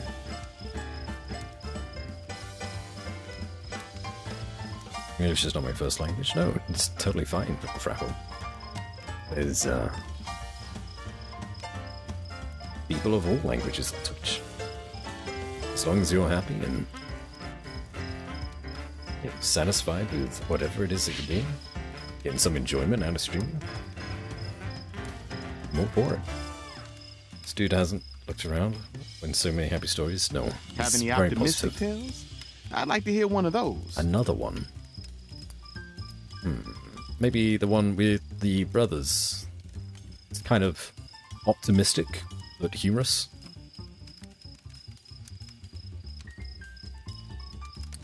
I'm not sure I get it, friend. Alright, doesn't count as hopeful. Understood. The past? That's a tricky thing. It is my only language and I can barely speak it. I mean... yeah. English is tough. I only play Valorant though, so I don't think Bats will stick around long. Oh, well, I have played Valorant before. So I no longer play it. I've uninstalled it.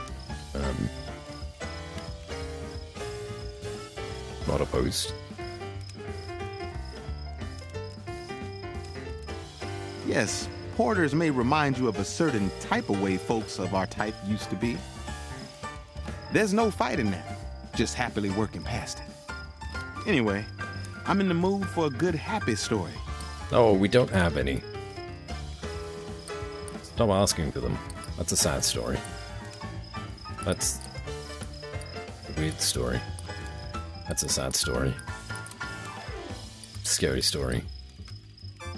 That's a sad story.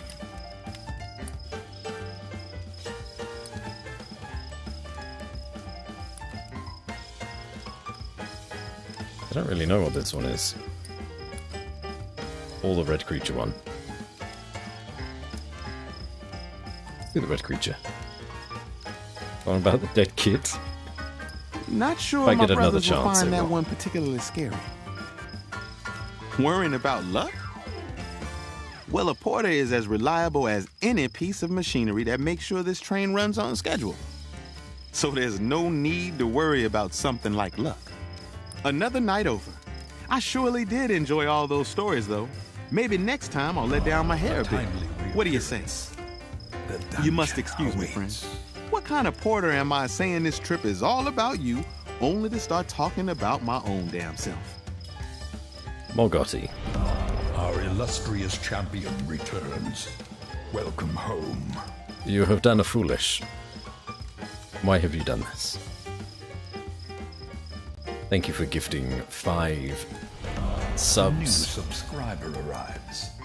It fills you with determination. to Salty Lemon, Wonderful Mouse, Samfish, Brickle Brackle, and TV. That's very kind of you. Our illustrious champion returns. Welcome home. Go spreading that lie about it being my birthday, though. That ain't true. Nuh-uh. That ain't happening. A timely reappearance. I shall stay Dungeon 27 awaits. forever. But enough of my indulgences. I hope I see you again. You're going to Indiana? It's not far.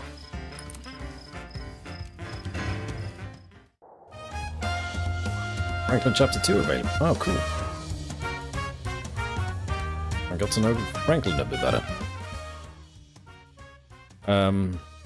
I'll be honest, I looked at Pennsylvania there and I thought it said penis.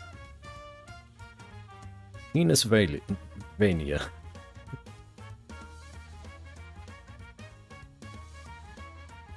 Alright, so now we've met Franklin. It's a Pullman Porter. Because we gave him enough happy stories, we've advanced his story to Chapter 2, The Whistle of the Evening Train. But Quinn, we weren't quite there. We didn't know enough scary stories for her. So we're still on Chapter 1.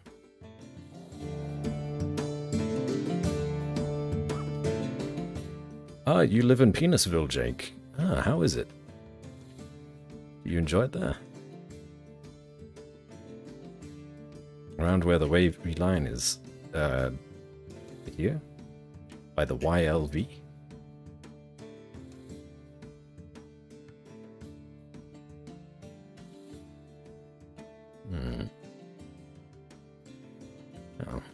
It does seem like we are given quite a lot of freedom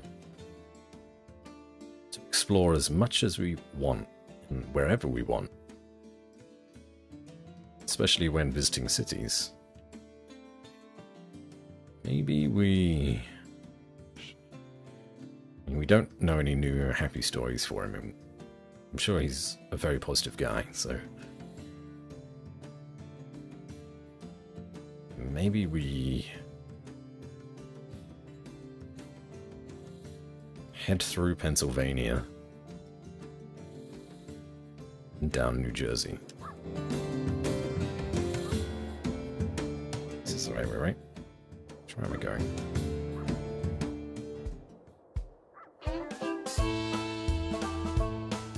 East. I am going the right way.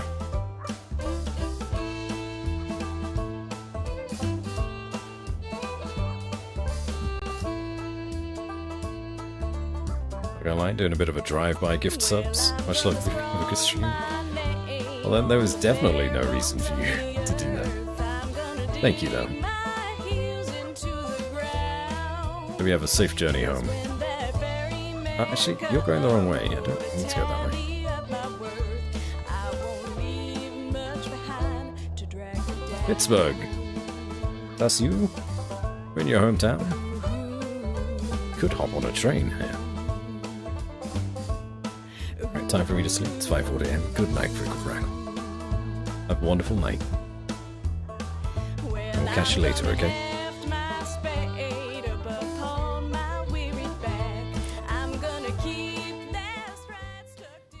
Share this bus stop with an old man who shifts from foot to foot, thumbing his suspenders, and watching the passing traffic with anxious focus. Hey, he bursts, suddenly turning toward you. Want to hear a good story? Sure. With the air of a man who's distracting himself from something, he stumbles quickly through a tale about the 4 identical men, born to 2 different mothers. Ah, the brothers. The brother story has come back to us. Who confuse themselves amongst each other, confusing himself now and again, backtracking, adding new details out of order. You barely piece the story together. Wait a second. You suddenly realize that he's told you a twisted version of the story about the 2 men who each mistook the other for his missing brother, but massively changed, with whole new chunks you don't remember. It's true, the old man insists, turning his wincing eyes back toward the road. With that, the conversation seems over.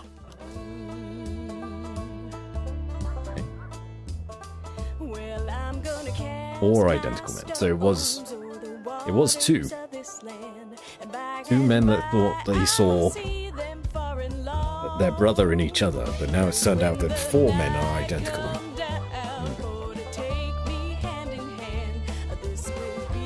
Live in a small city just north of it? Ah, you live at this railroad then. You're gonna hop on a train. Hello, Lemon. Yeah, so you were lucky enough to get one of those gift subs from Morgotti there. Very kind.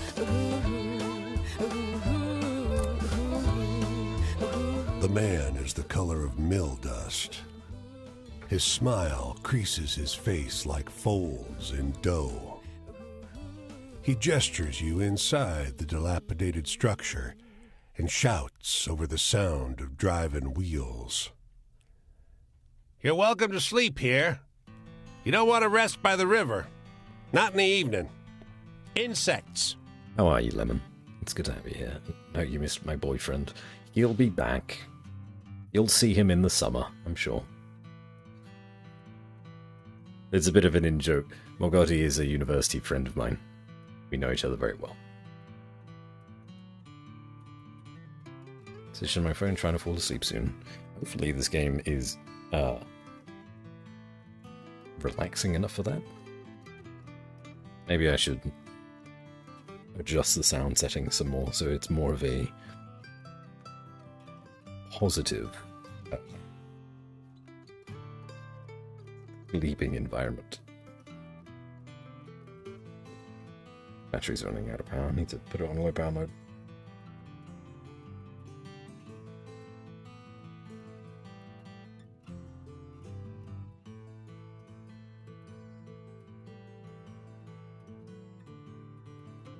Alright, let's settle inside. Man shoves the broken door closed behind you. The mill is warm, and the air is heavy with the powder kicked up by your entrance. You realize how easy it would be to drift off on this pile of sacks to the loud but constant sound of the grinding wheels. We don't need to sleep. Let's do it. Pain sears your spine. Why did you sleep at this ridiculous angle? Your back complains from being draped over the millstone. That's good the mill is totally abandoned. Its works long ago disconnected, or your legs would have been pulverized. The man is gone. This is not a place to linger. What the hell happened here?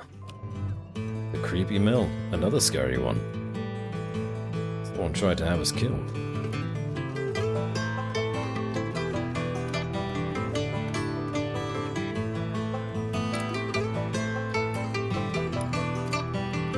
Let's go to Philadelphia. Hop on a train. I kind of always wanted to do this. Hop on a train and just catch a free ride to a new city. Like, cargo train, like that. I think that'd be cool. Hop off the boxcar and successfully sneak your way out of the train yard without catching any unwanted attention. Sick. We're back in Philly. Or rather, well, we never actually visited Philly before, but we're in Philly now. Cut across all of Pennsylvania. It's lovely that they keep track of where you've been and in what order. Maybe we should actually walk through Pennsylvania one of these days. Okay, well, let's gather these stories and then we'll head to this campfire. These men lean against the wall of this hardware store, smoking and chatting. They wave you over. You heard this one before? They launch into a group recitation of the red creature with black fur in Detroit that demanded respect from travelers, interrupting one another in their excitement to tell it. You recognize the story. It's a story about the red creature in the fur coat in Detroit. Someone's added it to it in the meantime, though. What do you think? Asks one of the men, eyes bright. You think that really happened? Of course. I'm not sure myself, he replies. Damn, it sounds wild.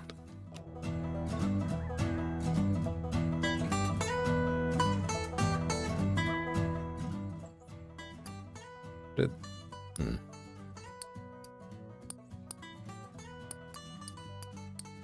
red creature with black fur in Detroit that demanded respect from travelers. Yeah, so it was just a dude in a black coat to begin with that had kind of reddish skin. And now it's a red creature with black fur, specifically. No longer a person, that now demands respect from travelers.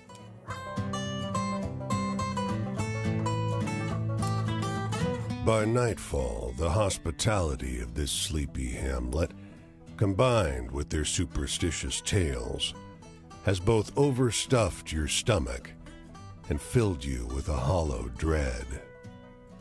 Folks say these woods are full of apparitions, witches, and worse. You curse yourself for getting on the road so late. Spooky.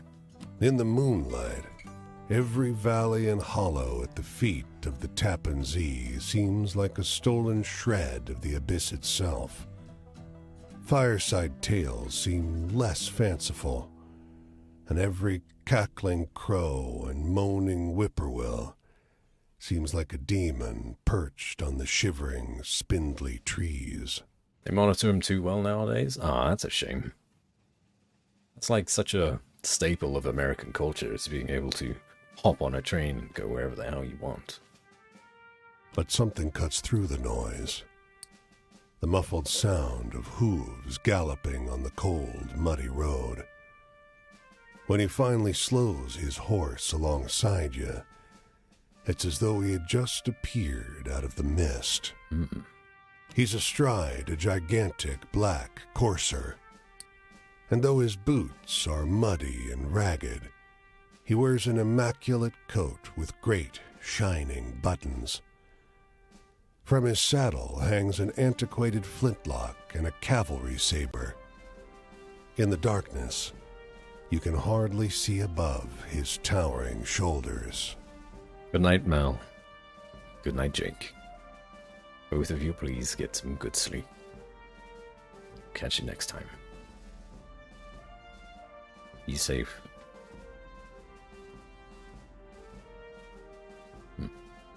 His voice is a rumbling croak, deep, but as though his throat is filled with thorns. Have you happened upon a cannonball around here? You can tell English isn't his first language. German is.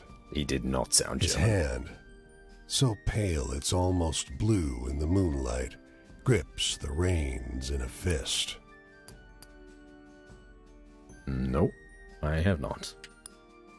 You mumble an apology and watch as he silently rides away, back into the mist. He's cloaked in black, you notice from behind, but the blood running down over his shoulders glints crimson in the moonlight. Ghost Rider. Nicolas Cage. Those are the stories that they are.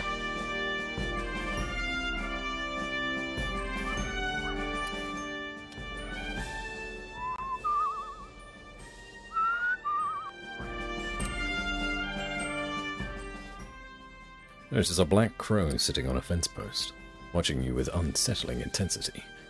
Hey, it blurts. Hey friend, hey. You hear about trains?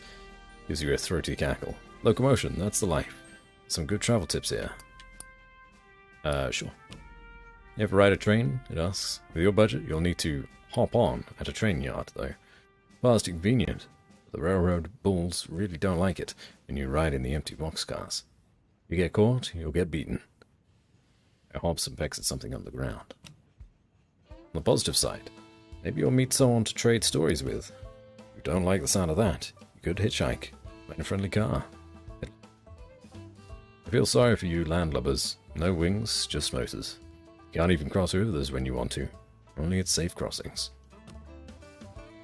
Got a point there. I always do.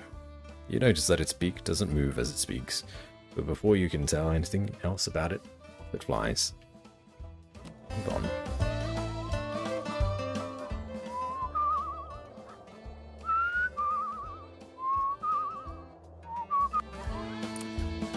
The stream is a clear, reflective shade of blue, unusual in this region where bog iron colors the river's brown. What is that creature? Across the way, a goat with great leather wings laps up the water, its sunken red eyes fixed on your every movement. We're in New Jersey. Is that the Jersey Devil? You now notice the unnatural absence of wildlife. No fish swim in the stream. No birds sing in the trees. The winged goat drinks with a forked tongue, only abstractly concerned with your presence. Roach goat. Over the hill, a scorched one-room house lies abandoned, 2 of its 4 walls in ruins. The goat rears up, front hooves curled, and stretches its wings out to their full breadth. Let's get closer. The goat opens its mouth and wails, a protracted, shrill sound, indistinguishable from the cry of a human infant. It only begins to stop when you take several steps back. The winged goat doesn't follow. Instead, it lies down inside the burnt house, surrounded by portraits of a large family, glass frames stained brown from smoke. Now that's a cool story. We discovered the Jersey Devil.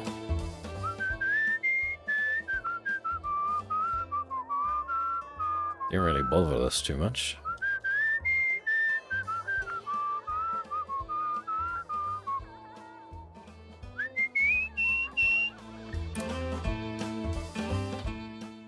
Sharp like crow, lights on the low branch of a twisted tree. Look at you, of course. You got some good stories already? I heard better, much better. Seems to wink at you. Want to hear my tricks? Sure.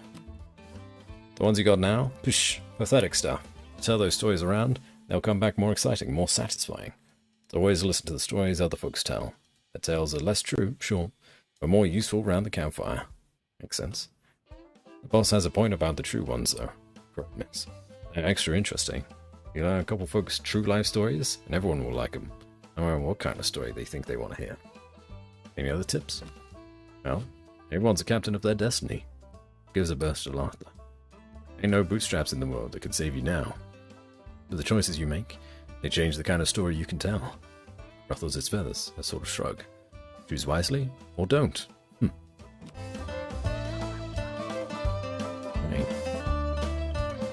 And then is this New York?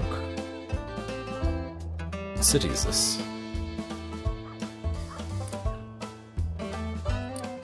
It is. Back in New York. With no money, no hope. We did one kind of weird round trip.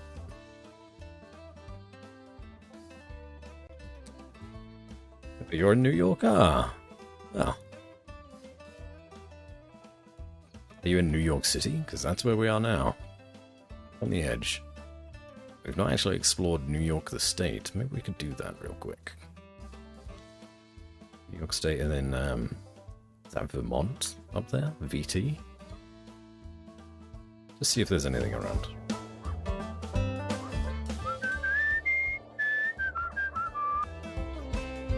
Oh. There is a story here.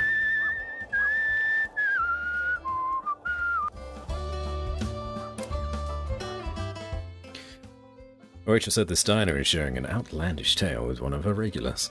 I heard it from my sister-in-law, she says, and to her daughter's friend. It's true. She notices you listening. Hey, have you heard this one before? Which one? She regales you with a story about the apple orchard planter who planted 10,000 trees. Halfway, though, you realize that it's the story of John Chapman, his orchard, and his dog, but highly embellished. What do you think about that? Waitress exclaims. It's an interesting tale. Sure is, she agrees. And true, every word of it. Nope.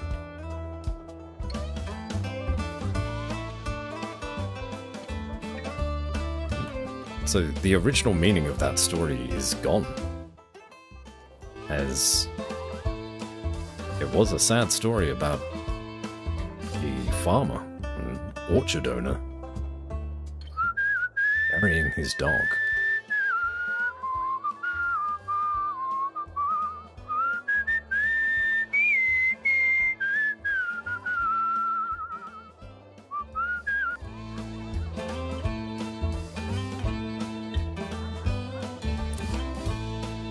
Low tide on a moonless night. This beach is long, stretching toward a receding sea.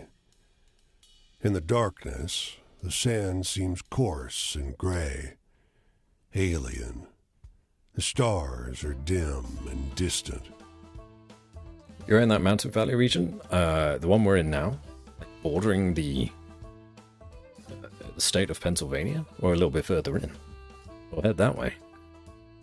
We'll look for you in the valley. I guess. See if you got any good stories to share. It outshines the stars with its presence, a streak of sickly colored light, leaving a trail of distorted fire.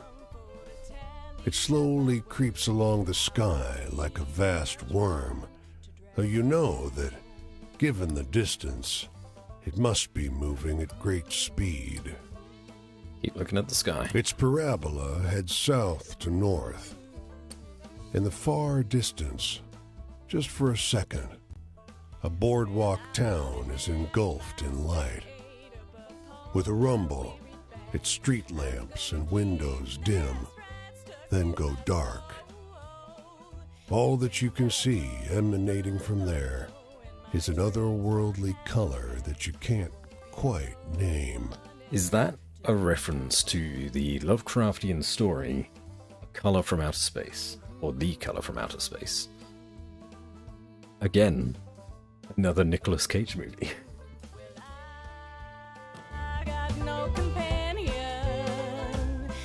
Doesn't look like there's anything actually in there.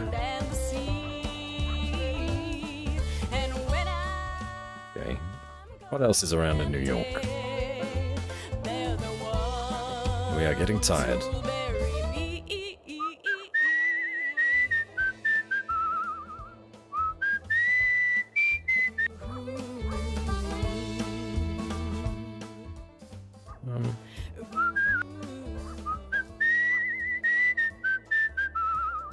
Buffalo.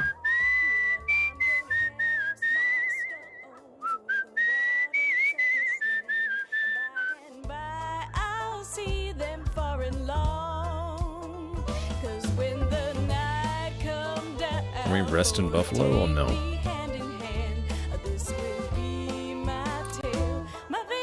The women are oblivious to your approach. Their eyes are shut. Their touch, where they hold hands, is gentle. They speak in low tones. One stifles a burst of laughter, but it brings a smile to their faces. Sorry, Says the one who laughed. don't be. Another assures her. They don't look up. Praying in the woods. Hey, Ash. Welcome in. Let us step loudly, see what they're up to. The branch snaps beneath you. The youngest jerks her eyes open and snatches her hands free from the circle. It's all right. He isn't coming back. Soothes the eldest. She turns to you. You could join us. If you've got something you're grateful for. Yeah, I do. Your words go unremarked. The youngest, holding your right hand, takes her turn. And we give thanks for those who left, who we wanted gone, for the skills to thrive without them, and for the companions who make the effort joyful. Your hands are released. The ceremony is over. Women praying in the woods. Looks like we can't actually rest in Buffalo. It's a shame. This farmer's loitering beside a couple of crates of berries, idly watching the clouds go by. Waiting for the pickup, he says, trying to make small talk. Hey, you want to hear a wild story? Starts telling her about the shootout between the female bootleggers and the cops. Takes a couple minutes. Suddenly you recognize it as a story about the women arrested for bootlegging. Whoever told it to the farmer changed, well, a lot, but it's still pretty good. Where'd you hear that story? Oh, I can't remember, he says. I think I've known her for years, since I was a boy, for sure. That can't be right. I mean, it's a better story. Leave him with his tale. Thank him for his story. Start to mosey off down the road. Keep cool, friend. Calls after you. The story has changed. The oak shootout. Okay. Hope you're having a good day, Ash.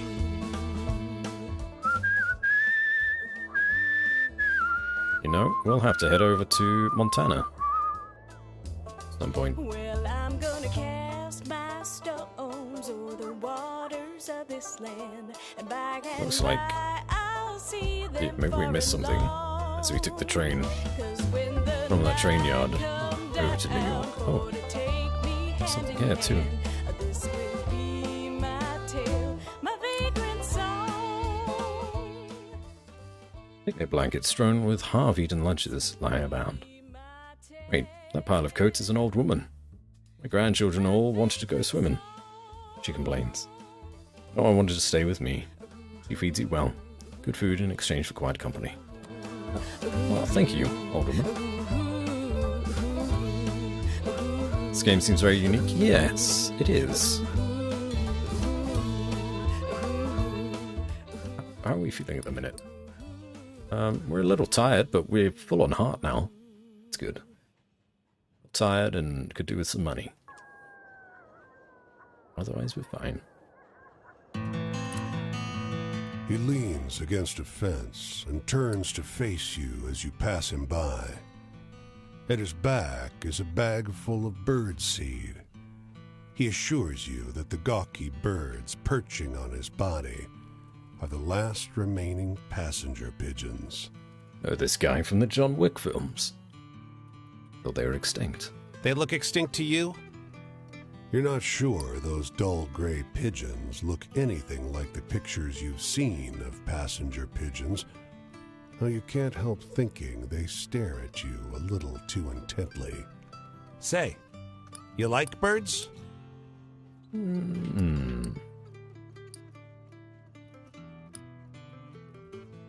Sure. They're lovely creatures. Guileless, really. Hunted damn near to extinction, weren't you? He strokes one of his birds under the chin. You think you see drips of blood flecking the creature's dirty gray head. Excuse me. You sense it's about time you start moving on. You be kind to the little birds now, you hear? You hurry along the road, though the flapping of ungainly wings seems to follow you for hours. At least we said that we like birds. Okay. A weird crisscross we've done here. Going from Maine down to New York, to Michigan, Ohio, through Pennsylvania, back to New York again.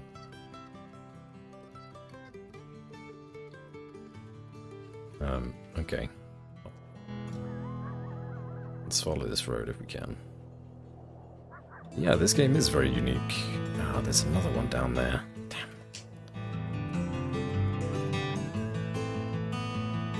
So this is Philadelphia.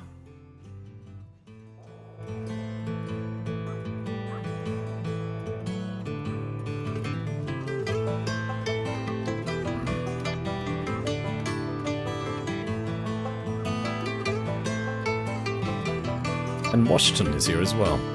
Okay.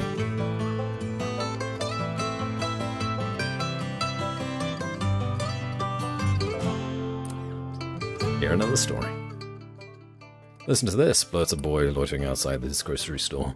He works his way through a long and strange story about the boy whose shiftless father left him alone in the woods. Finishes, what do you think? That's not right. Holy shit, you know the story. It's the story of the boy who ran away with his father, but wildly altered. For a couple moments, you're too surprised to respond. Seriously, the boy insists, what do you think about this one? It can't be real. This one's more of a sad story rather than... Well, a sad story about a boy wanting to find his father than a boy being purposefully abandoned. Surprisingly, the boy is delighted. That's what I told my brother, he exclaims. He dunked me in a rain barrel, and he punched me. It's sexy time. The kid shrugs. He put wasps in a cup and held it on his back while he was sleeping, so we're square now, I guess. Oh dear.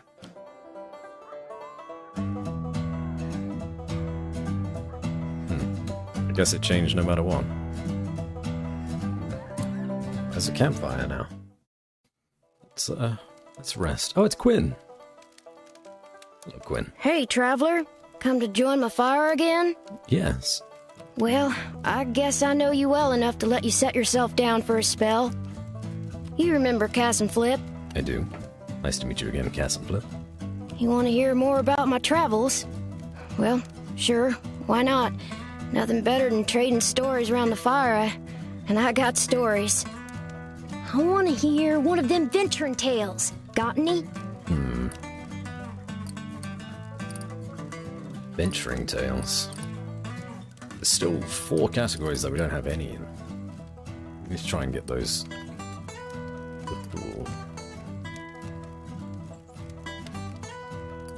Running in the woods.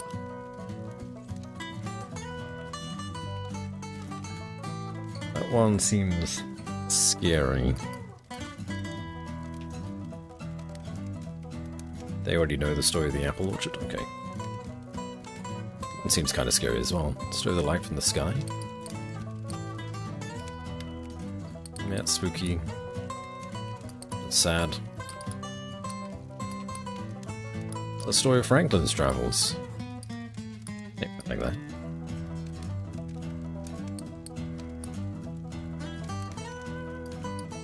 That could be deemed as adventurous, but I'm not entirely sure.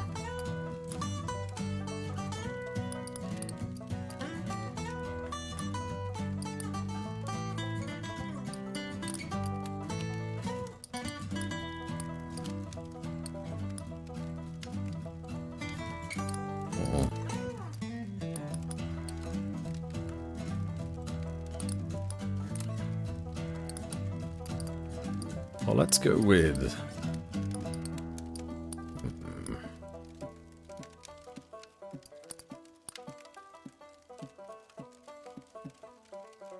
the story of Franklin's travels.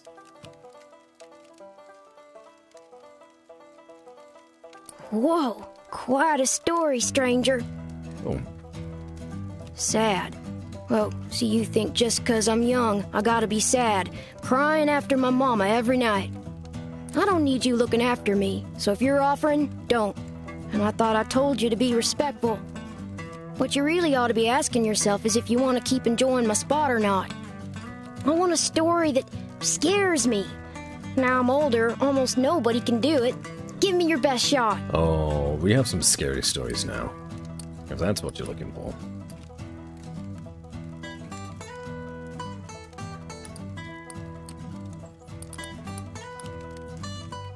Story of the Rider in the Woods. That's pretty spooky. Wow, that's the stuff, stranger. Spooky campfire tales are my favorite. Traps and such like. Well, one time in Fort Worth, a feller tried to take Cass and Flip away. Said a kid couldn't look out for him proper like. That they were fat in Fort Worth and they were going to the pound so that he could find him a good home. Oh, Well, before I could much argue, Flip bit the hell out of that busybody, and Cass and I joined in shortly. I don't think I ever seen a fella so surprised. yeah, 3 creatures biting him? Guess I'd be I ain't surprised going too. back to Fort Worth no more. No, I don't think so. Hey, tell me one of those exciting stories. Exciting stories.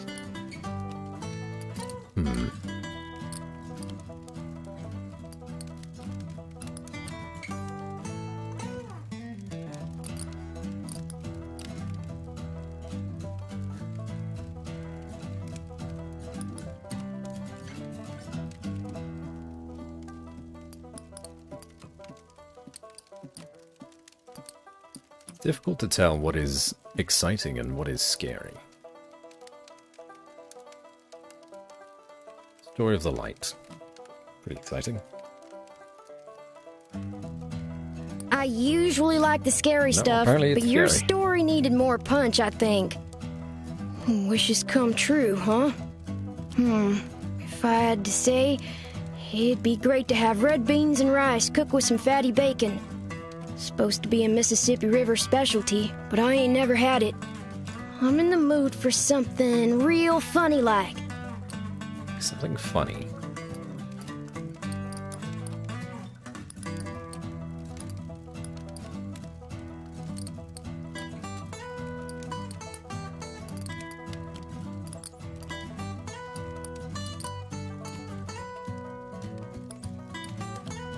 The only thing that I could possibly have that might be deemed as funny is the one with the strangely clean tent city.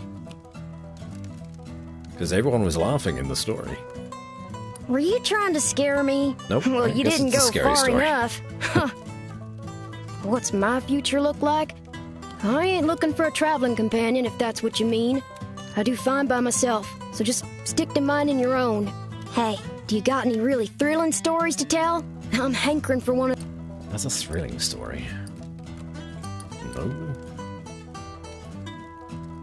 Beefy Mill, scary again.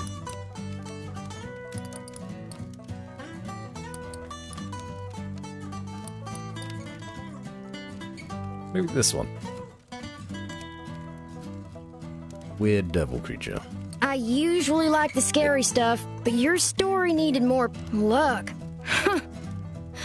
Wit and some puppy dog eyes on occasion's all the luck I need out here. For everything else, I got my knife and my dogs got their teeth. Oh, heck, the night's over already.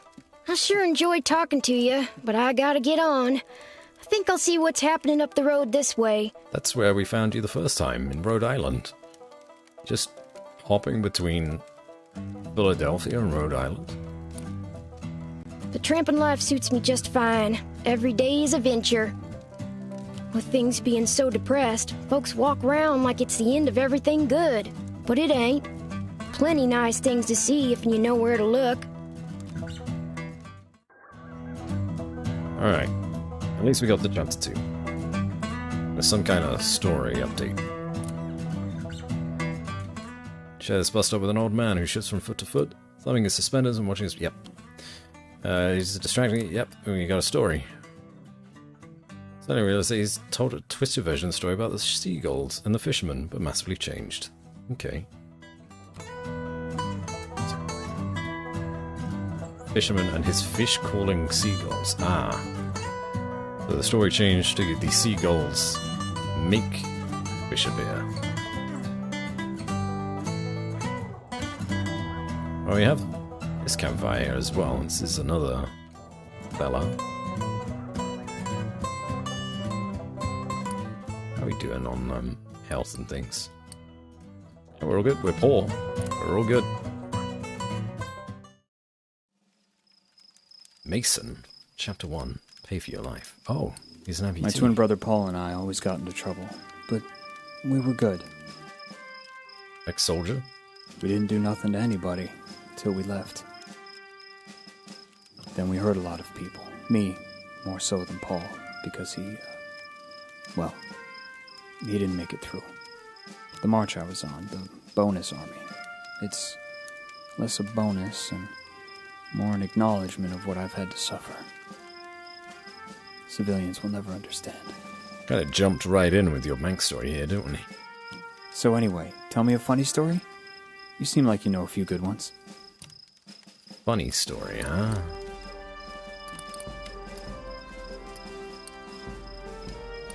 And we got this one that's funny. 4 identical men. Crazy spirits a little. Wish I could tell that one to my sister. The past doesn't even feel like it happened. It feels like it's happening in every moment, in every slumber. When your memories come back to you, do they clutch at you? At your heart? Do you know any happy stories? Hopeful ones? Yeah. We know some happy stories.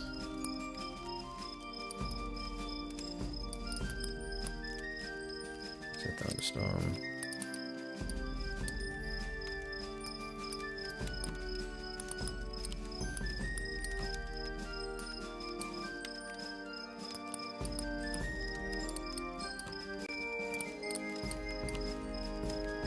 The story of Quinn's adventures.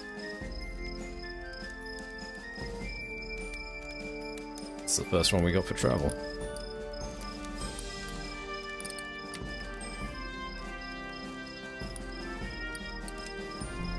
Here's to new beginnings.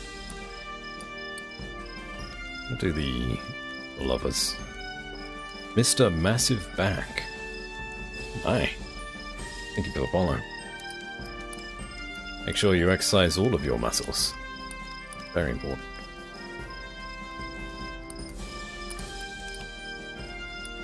Yeah, let's do this one. I'll story the 2 lighthouse keepers. For a moment there, just a moment, I felt better about it all too. Love? It was a real long time ago. I pulled a ribbon on her hair and her pigtails came undone and she tattletaled on me. Never really tried after that. Know any good jokes? I'm not so good at telling them anymore. Good jokes. I don't think we have any more funny stories. We've already used the one that we had. That was scary. That was sad.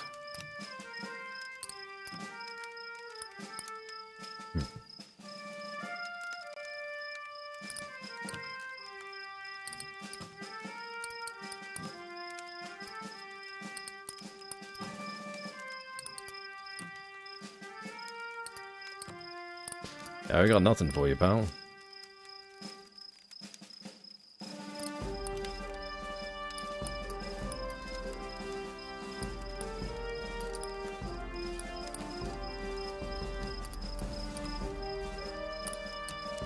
What about one of the women? Women praying in the woods. The government told us to keep our chins up too, but I didn't believe them either. Freedom is getting paid what you deserve, and getting enough to get by. Freedom is the ability to be free of pain. Know any good jokes? Oh. Got some scary stories for you. Told that one before. Told that one. The boy who died in the fields. That's a funny story, right? I don't mean to be rude, but civvies don't understand what real tragedy is. Boy died? Is that not a tragedy? Change. Tanks seem to be the ones bringing about change. First, in no man's land, and then on the steps of Washington, D.C. I was amazed the first time I saw one. The second time, afraid. And all the times after that, revolted. Have any exciting kind of story? My memories get my adrenaline up, but they're not exactly fun.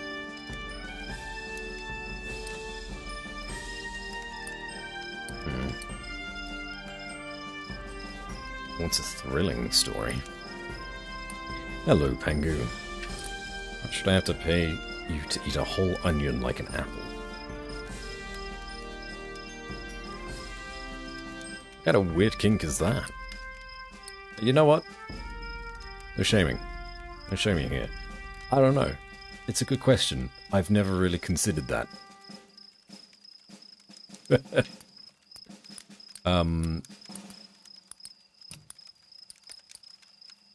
What's a thrilling story?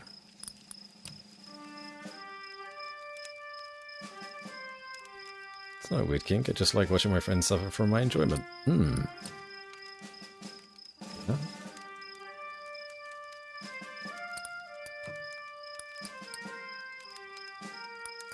Maybe taxi driver. Okay, I think that there is a kink. That's a good one. Possibly. Better than war stories, anyway. Alright, okay, so that is a thrilling story about the taxi driver. The future's the issue, ain't it? The Great War leaves us nothing to go back to, plucking up the hope and leaving us only with the vile and the unforgiven. Here's the sun.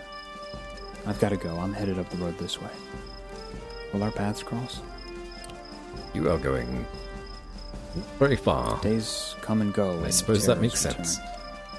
They'll never be able to pay back what they owe me, but I'll always keep at them. How are you, Pengu? I hope you're good. Is there something somebody owes you?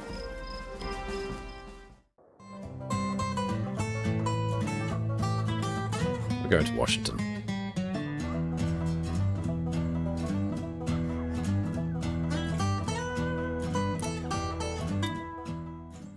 We need to make some money.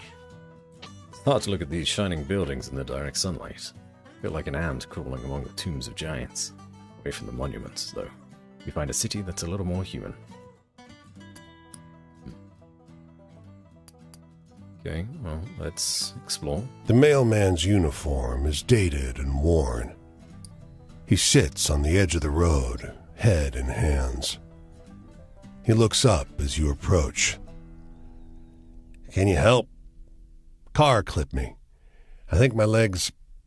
Well, I'd appreciate it if you could deliver this for me. He holds out a brown envelope. The letter's addressed to a James Gibson Sr., 120 J Street. But the city stymies you. The blocks run straight from I to K. You stop a man for directions, but he shakes his head and laughs. Someone's playing a joke on you. There's no J Street. Keep looking. Over here. A woman in a brown coat overheard your question. She steers you down an alley. Someone's chalked a big orange J on one wall. I thought Clovis was late. Go left up ahead. Old Man Gibson's the third on the right. As you round the corner, the world changes. J Street is a place out of time. Like the city forgot an entire street a century ago and carried on around it, oblivious. Even the noise and bustle of D.C. can't penetrate this little pocket. The man who answers is ancient and stooped. He peers at the letter. I think it's from my son. I don't see so well anymore. Will you read it to me? You tear the letter open. It isn't good news. I mean, we can't just lie to him. You have to tell him the truth, even if it's difficult. He fights it, but his face crumbles. Tears roll down his cheeks. It's better to know. I've been waiting a long time for this. His shaking hand takes the letter. Thank you for telling me. Oh. Strange Street Lost in Time. That's going to be a good story to manipulate. You're onto the streets of the city looking for a way to make some cash. And we're in Washington. Let's look for work. Feeling good about today. Crow's a young man in line with you outside his factory. Feeling pretty good. Today's our lucky day. Shut up, Bill. Every time you say that, nobody's hiring. Shouts a man further back in line. A sight with Bill. The door bursts open. We're taking all comers, shouts the floor manager. Bill gives a whoop. I knew it, he crows. You cheer along with Bill. Fuck you, Bill, the cynic shouts. You had nothing to do with this. Whether or not he did, though, you all get paid. Look.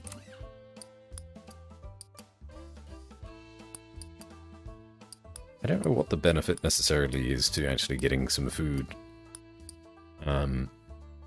It's... Or maybe I just got very lucky when I found that stranger's hut. And they fed me. Because it does seem like your health and your... tired meter, I guess. Your energy depletes normally. So I'll keep my money for the next town I run into. Where should we go? Where even are we? On Maryland. South is Virginia. West is West Virginia. First things first, let's get this story up here. And then we'll figure out where we need to go. Oh, there's a campfire down there. We can go to that campfire.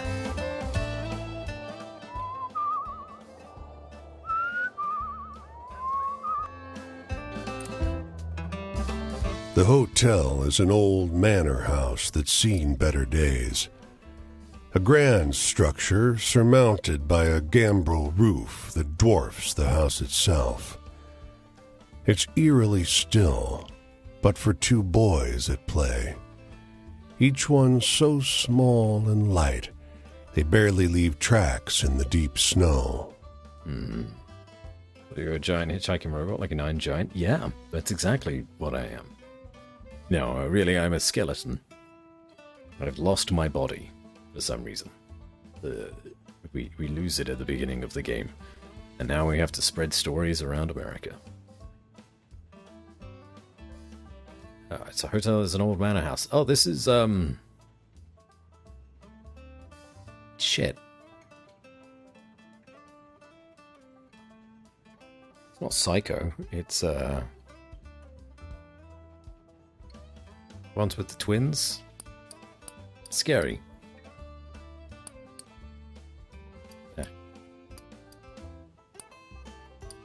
Make your way inside. The clerk behind the counter is old, and your room key is worn. But night approaches, and the price is low. Just before you shut the room door, there they are, the twins, staring at you from the corridor. Yeah, it is The Shining. In the morning, as you leave, the clerk asks, "Did you sleep well?" Let's lie. You tell him it was just perfectly fine. You don't mention the small feet trampling outside your door, or the dreams of blood seeping from the bed frame. You don't say that every shadow seemed to contain something vicious and alien, threatening to escape. The snow is turned to a dirty slush that clings to your shoes. On your way to the road, you feel the stare of 4 tiny eyes somewhere in the shadowed eaves of that crooked house. In the original adaptation of The Shining, I say adaptation, I mean book, weren't the twins not a thing? I don't think they're actually part of it, part of the story. Okay, guess we're going down to Virginia.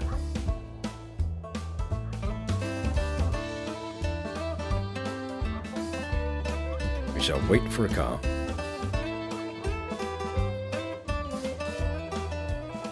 Okay. We shall wait here for a car. Come on.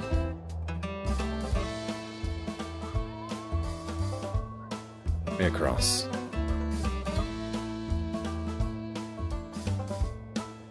Oh, these guys are assholes.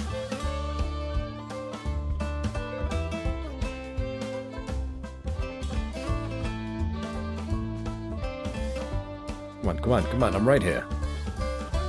Yeah, right. Well. Guess we're hopping a train to Charlotte. Hopefully nobody finds us. Just walk through the road with your big stick legs. Oh. That we're okay. We got out unscathed. Hop off the boxcar and successfully sneak your way out of the train yard without catching any unwanted attention. Hello, Zeros. Where the hell are we now? We have moved quite far south.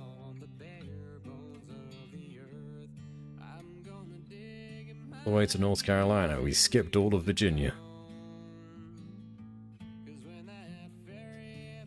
I don't like that we are slowly making our way down to Florida. We'll avoid that. Although there does seem to be a couple of people down there.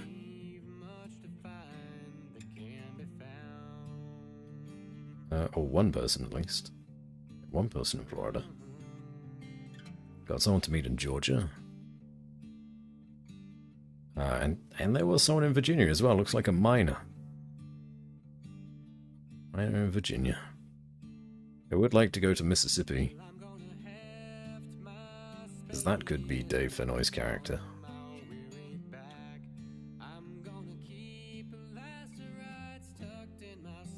What gives you the best stories? Always the crazy shit. Oh, you're right. You're so right. Walking water like it says in the leather-bounded bill. But we're a big skeleton. Washed away. What is this weird chunk between Kentucky and WV? I don't even know what WV is.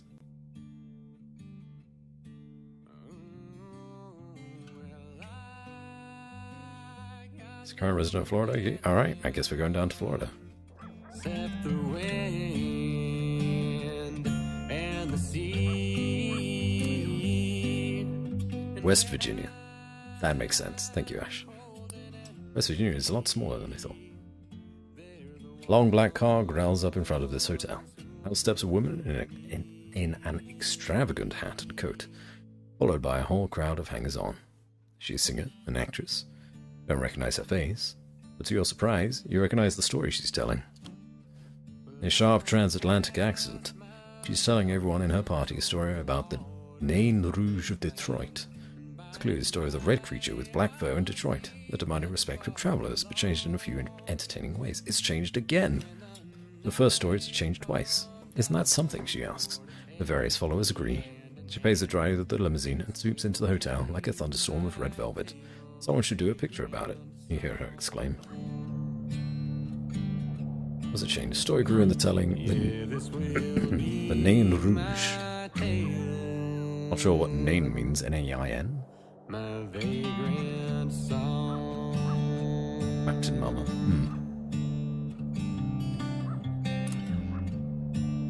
No fence, gate, or sign marks the entrance to the cemetery. Just a moment ago, you weren't surrounded by graves, and now you are. How long have you been stepping on dead folks, fully unaware? A wood board, bleached white. Unknown. The word was painted on black by a steady hand, each letter signed with a flourish. Whoever made this memorial had more compassion than money. Nein, it's no in German. I thought it was spelled differently to that, but I could be wrong. Let's check.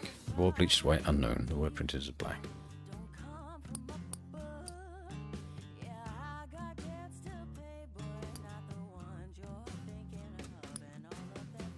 Let's look around. The other graves are the same. Unknown.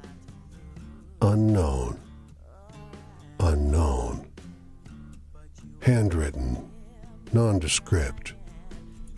You walk for a while, reading every marker in sight, and not once do you find a name. The anonymous grave. Okay. Yeah, Nain Rouge of Detroit. N-A-I-N. I guess that is now a fully opened eye. It's an active story, so it is evolved as much as it's going to, maybe?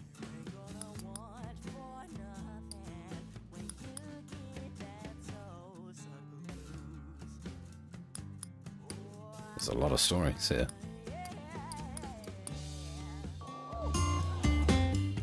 Okay.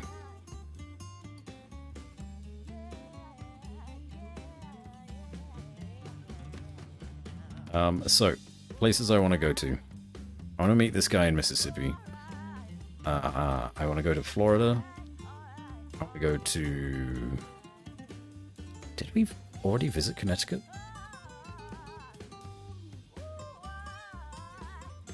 One of my best friends lives in Connecticut. Where is that? Yeah, CT. We walked right through it. Tiny little place. Alright, I don't think there's much else there. So Florida, Mississippi, Montana.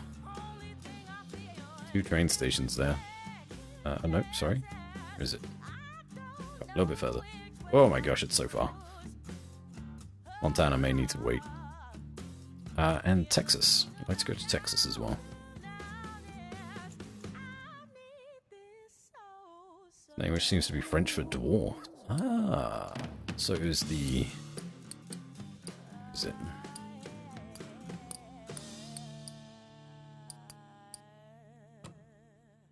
The Red Dwarfs of Detroit. That's quite funny.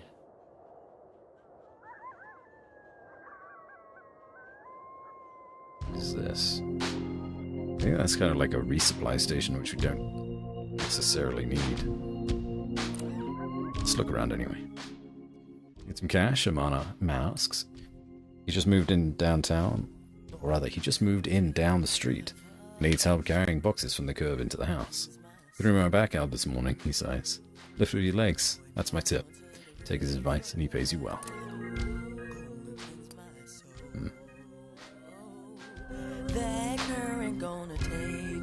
Okay. So we want to go south.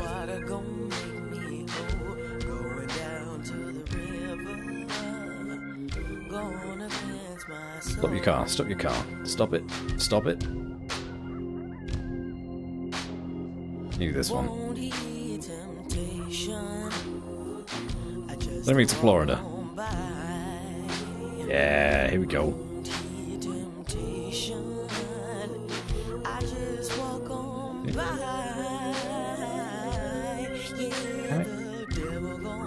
It won't let me in the car.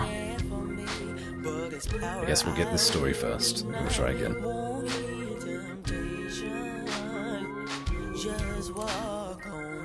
First tree in a mile, and it's a stout myrtle with bald branches.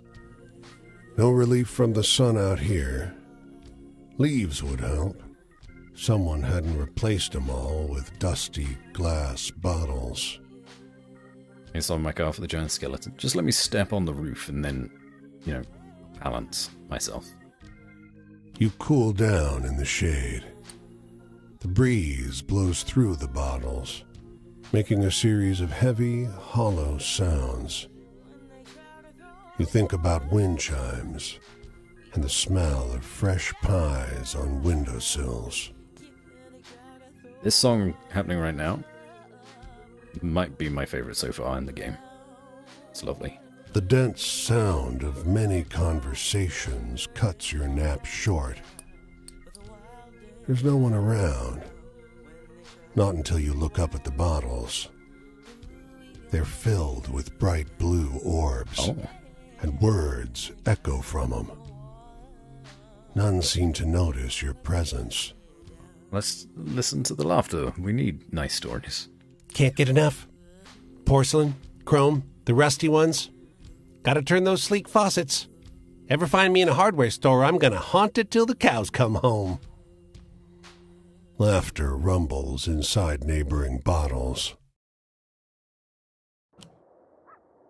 A tree with bottles on its branches. Yo, dude, want to stop for me? Yes, you do. Where are you going? And how far are you willing to take me?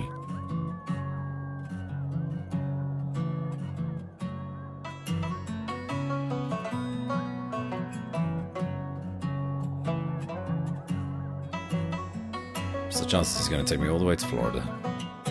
Probably just to the next town, but I'll take what I can get.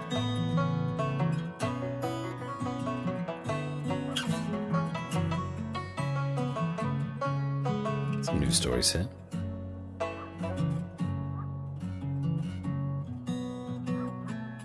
Can you get out?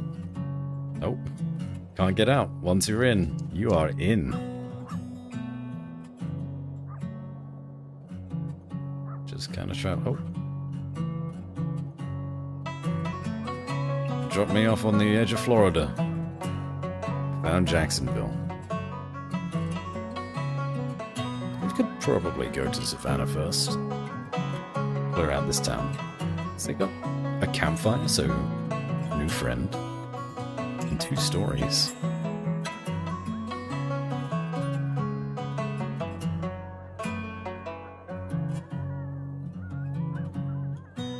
We'll do these ones first, then we'll go to the campfire.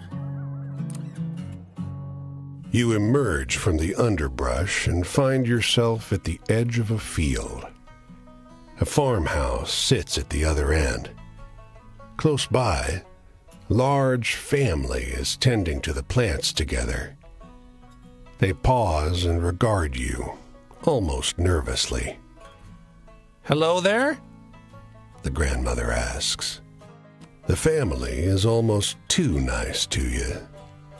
When you ask for water, they don't even let you walk to the pump by the house.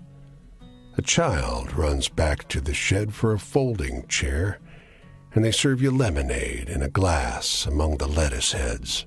Well, that's lovely. Halfway through your glass, you notice someone moving furtively down by the house.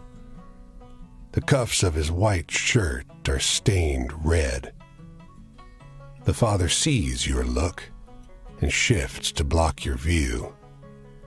His eyes are bright, and his teeth are bared in something like worry. How do you like your lemonade? Why is lemonade italicized? Are you guys cannibals? Are you trying to get me to stay? Fatten me up. It's great. His wife arrives with a bag full of sandwiches for you, and the whole family ushers you back into the woods, waving, wishing you well. You take one look back over your shoulder. The man by the wall is gone. How strange. Those who gave you lemonade. Maybe they were just friendly. You rest in a field where a well-dressed stranger talks your ear off on all manner of subjects. The weather, fireflies in summer, how combine harvesters work. After a while, the mood shifts. Heard my death bones this morning. Oh? Death bones? Death bones. Heard 'em rattle like clank, clink, clank. More startling than wind chimes in a tornado. He plucks dry grass and chews on a piece. Ain't much time left now. You seem young. That don't matter. I'm fine. Got my savior waiting at the pearly gates. The man shifts uncomfortably. At least I do as of this afternoon, I hope. Nearly knocked the pastor's door down earlier.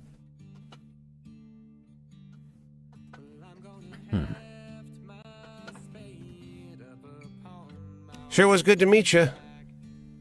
The man pauses, rubs his chin in contemplation. Don't let the bedbugs bite. He walks off slow. After his silhouette becomes small in the horizon, but before he vanishes, you see him collapse to the ground. Oh. What a weird thing to say to the one... I guess the last thing that you're going to say to a stranger, and you're convinced it's going to be the last thing you say to a stranger before you die, is, don't let the bedbugs bite. Maybe a bigger problem 100 years ago, but... odd. Poor guy. Man who seemed alright with death. Surely most people should be. Very normal part of life.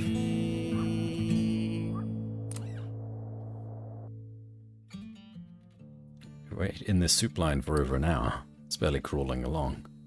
Around the corner of the building and see, far away, a lone pair of nurses struggling to ladle out soup to hundreds. Gonna be waiting here a while longer, says the mother, in line behind you. You and her get talking. For a while, the topic drifts into a strange place. She starts telling you about the blessed lighthouse sanctuary, where souls in love could find respite. You recognize it as the story about the two lighthouse keepers, but way more outrageous than your version. I know that story. Tell her your version. That's not as exciting, she says diplomatically. I mean, sure sounds realer than what I heard. I think Toby likes mine best. She bounces her child encouragingly on her hip. Toby's too hungry to smile. Toby looks much older than a little baby toddler. Looks pissed as well. The lighthouse lovers. It's a nice story. Good timing. We're just about to get tired. Jimmy. Paradise waits. Evening there. You looking for a sermon or just a chat? A religious man. Nice to meet you. Don't really matter, frankly. First thing I ever learned behind the pulpit is that every homily is just a conversation. Ain't as one-sided as you might think, either. Preachers ain't shepherds. They're cowboys. They gotta run with the flock, keep them directed without fencing them in. So how about you take a seat and guide us somewhere? Lately, my journey's been pretty ordinary. Just walking, church to church. What about you? Been on any adventures?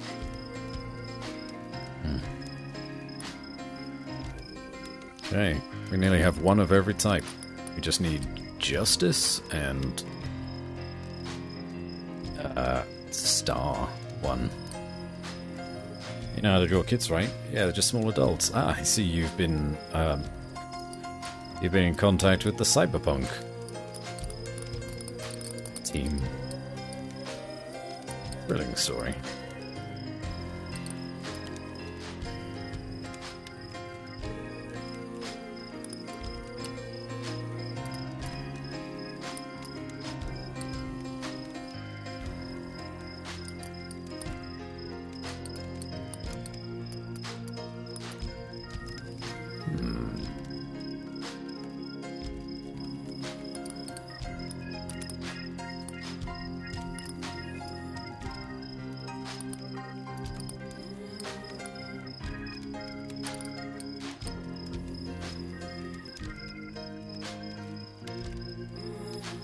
Yeah, maybe about the story of the bottles.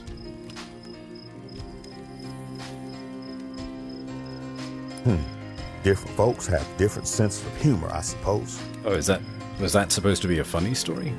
Joy? Well, you ever heard that gospel music round Chicago way? Now, I get it. Maybe a little ostentatious for some of the more reserved clergy. But it's got joy in it like the Lord put in the disciples, I tell you what. You must have seen some pretty wild stuff on the road. What's the most exciting thing you've seen? Okay, thrilling. What is thrilling? These stories.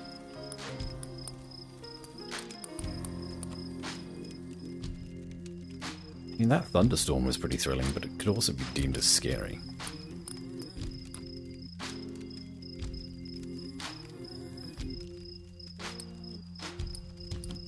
Shootout between bootleggers and cops is pretty thrilling.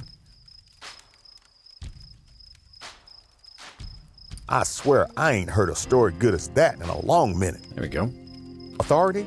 People look to me for leadership, but I tell them that real leadership comes from community. The best preachers are cornerstones, not prophets. You must have seen some pretty wild stuff on the road. What's the... Yeah. Another thrilling story. Okay. This guy is an adrenaline junkie. UP Mill. That's amusing. No.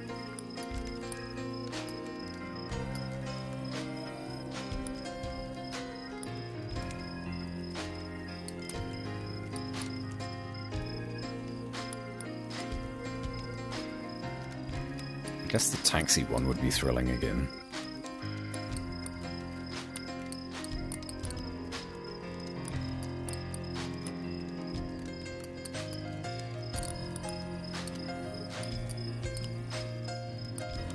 Taxi. You've got a pretty wild life, you know that? You ever notice how different folk think about the future in entirely different ways? Talk to a man up in Harlem, Hat Man, sells hats, and he's talking about quarters and fiscal years. Talk to one of them boys at the Shaw School, they start yapping about automation and aeroplanes. But when I talk to my auntie down in Macon, she can't see past her next payday. Some people aren't able to save. Some folks don't have the privilege of the future. Yeah. Lately, my journey's been pretty ordinary, just walking church to church. What about you? Been on any adventures? Another one. Alright, we're going to tell a different story, because that eye is fully open now, so let's tell a creepy story by the mill. Sorry, that kind of thing don't scare me anymore, if that's what you're going for. The past? My earliest memories of my mother and father teasing each other, laughing about something I didn't quite understand, putting on voices, playing games. This was back before she passed. Know any funny stories? I need to take my mind. Ah, shit. We did know some funny stories, but we've already used the category. Okay. Funny story.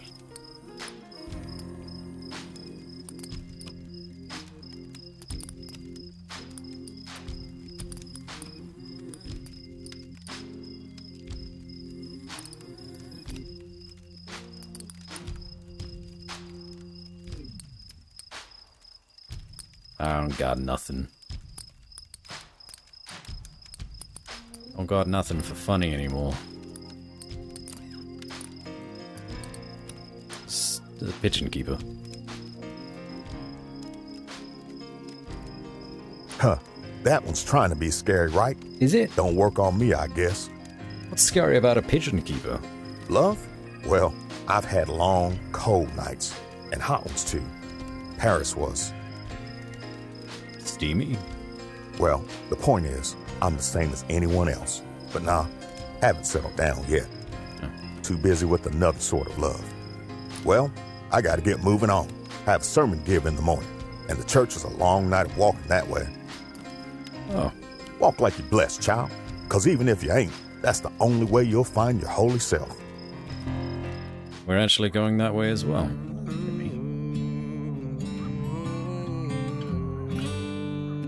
Jimmy's Parable. We'll see you in Jacksonville.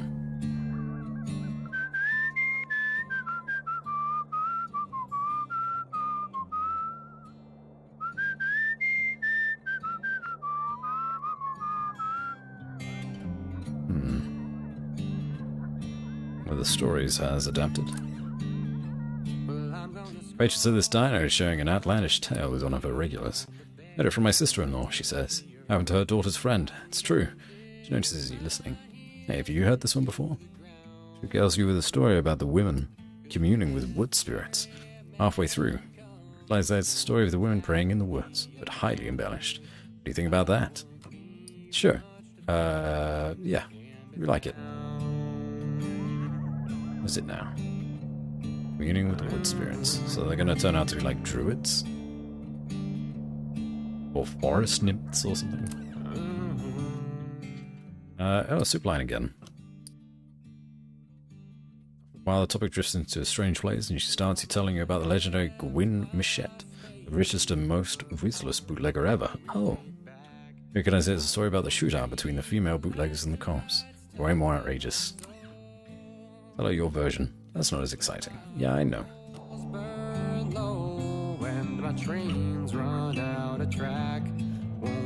Okay, well, one of the very basic stories about us getting robbed has turned into a legend. He sings as he works, his voice warm and soft as the late afternoon sun. The air's sweet with the tang of recently cut sugar cane. There's a practiced, almost soothing precision to the way he works. He looks up and nods hello.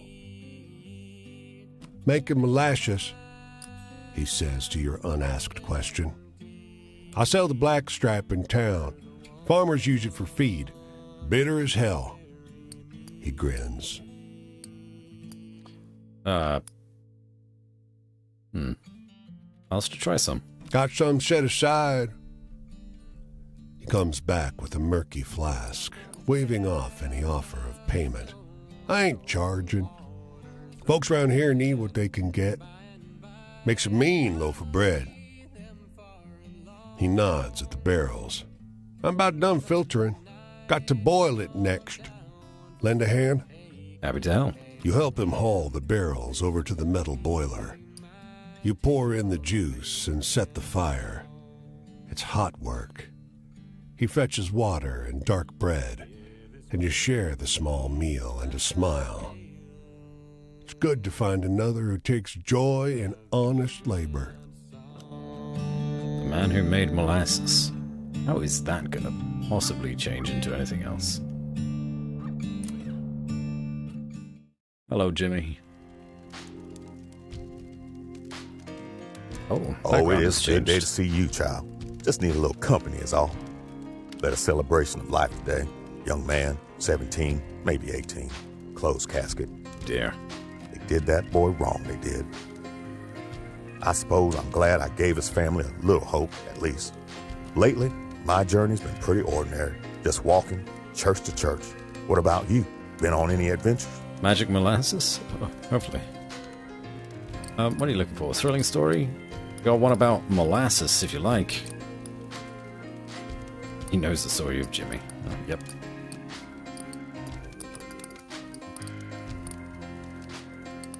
Oh, it's one of these ones. Joy. Here you go. Thrilling. That strikes me as a shallow kind of hope. Okay, so it's a hopeful story. Joy? I'm a man of God. but I don't have no joyous Holy Spirit running through me. The only time I smile is when the congregation does. Anyway, why don't you tell me a scary story? You must have heard some good ones. Oh, we have scary stories. That's not a problem.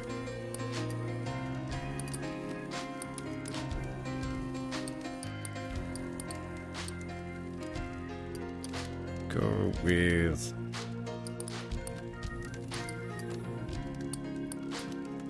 Story of the light from the sky in the northeast. That was scary, right? Oh, you could rattle a congregation's bones, I bet. My wishes, days like this, I only have one wish. Lord, let me see another year of life. Guide us away from those men who would kill us as soon as share a meal. Else there won't be a heaven, only more heartache. You must have seen some pretty wild stuff on the road. What's the most... More exciting. Okay.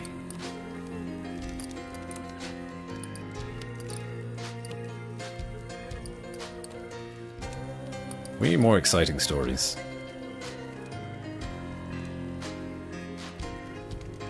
What about the thunderstorm? That's exciting, right? I swear I ain't heard a story good as that in a long minute. This country, listen. I saw his face. I opened the lid and saw what they did. A country that lets the men who did that to him live full, happy lives. That country ain't no home. Lately, my journey's been pretty ordinary. Just walking church to church. What about you? Been on any adventures? So you're either losing your faith to your god or your country, Jimmy, because you see that young men are dying, going to war and all that. Another thrilling story.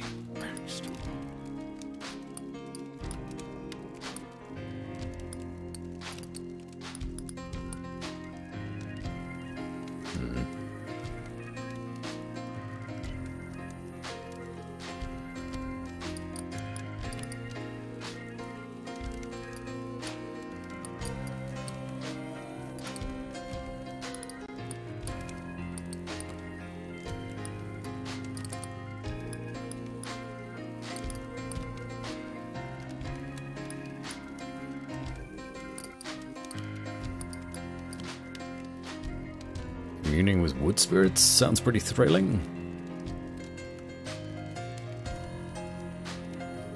I'm not sure that one moves me. Nope. Freedom? I get angry. I do. Furious. All that talk of huddled masses yearning to be free. But when I look at that boy's parents, they ain't yearning for freedom. All they want is their damn boy back. You must have seen some pretty wild stuff. Alright, we ain't got nothing for thrilling. Except maybe this. But we'll tell him Franklin's travels. Everyone likes Franklin. I know we'd having a campfire and a great big goal to keep warm. You've got a pretty wild life. You know that? Sadness? I was wading in it today. That poor congregation. Normally you'd get a local pastor for something like a funeral, but the old boy died his own self, and the church's deacon is still in mourning. Well, the night's over. I've got miles to go, of course. A long way to go alone. This poor boy's still haunting my head. I wish we'd been able to continue our talk. I don't have a preacher of my own to seek solace from, you know? My next leg takes me this way. Maybe we'll cross paths again. We seem to be lucky that way. Yep, I am heading down there.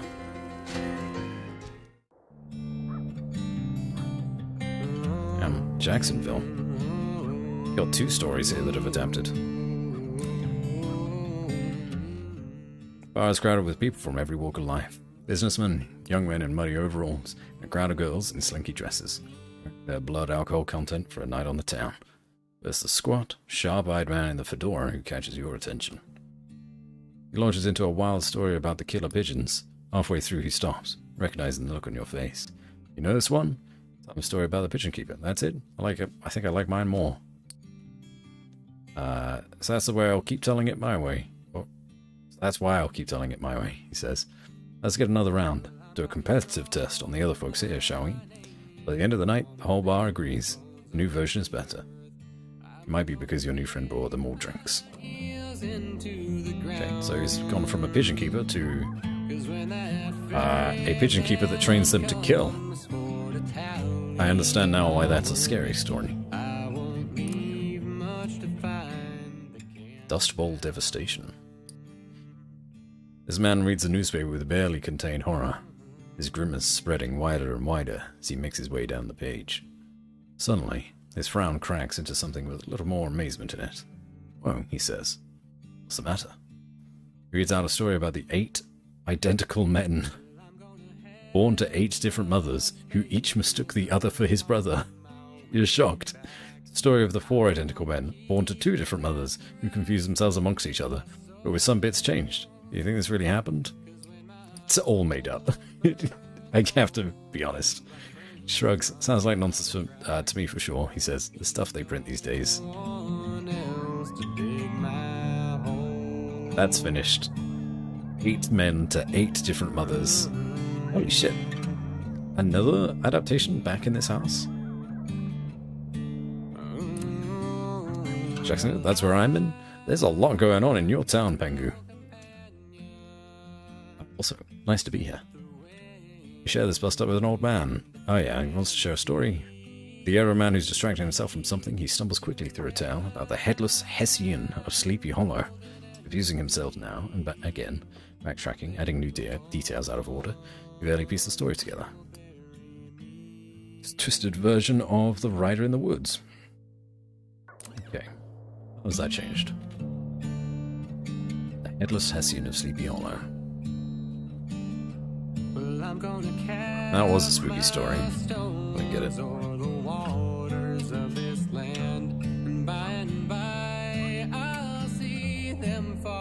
Got a long ways to go. Any cars coming? Yes.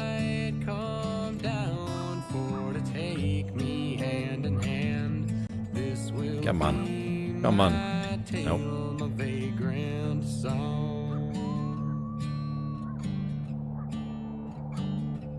This will be my tale, my vagrant song.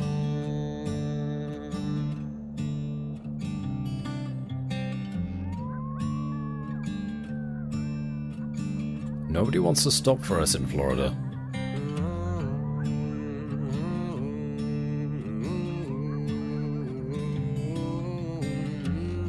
Why that is.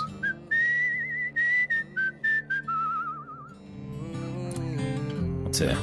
The soldier sits in the dirt with his legs splayed out, like a child would sit. Beneath the tattered fabric of his antique uniform, several open wounds fester in the hot sun. It's helping. Then you kneel in front of the soldier. His body is marked with bullet holes, along with deeper wounds that could be from knives or bayonets. Maggots squirm inside the raw, red flesh. About time I earned an amputation. You seen any bluebellies around? You're too excited about this amputation. The soldier leans in, uncomfortably close to inspect your features. Were his pupils solid white before now? He tilts his head, narrows his eyes, sniffs you. What are you, stranger? Is he a ghost? Is he dead? A shadow falls on the soldier's face. You damn Yankee! He pulls you in by the wrist and drives a bowie knife into your gut. As the blade bites your flesh, the soldier stares into your eyes, his body dispersing into the wind like a cloud of dandelion seeds. Oh. What a dick. Stabbed me. Good thing I don't have a body. Or fleshy parts.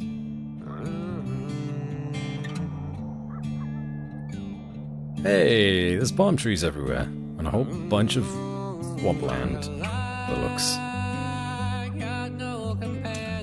We're almost in Miami.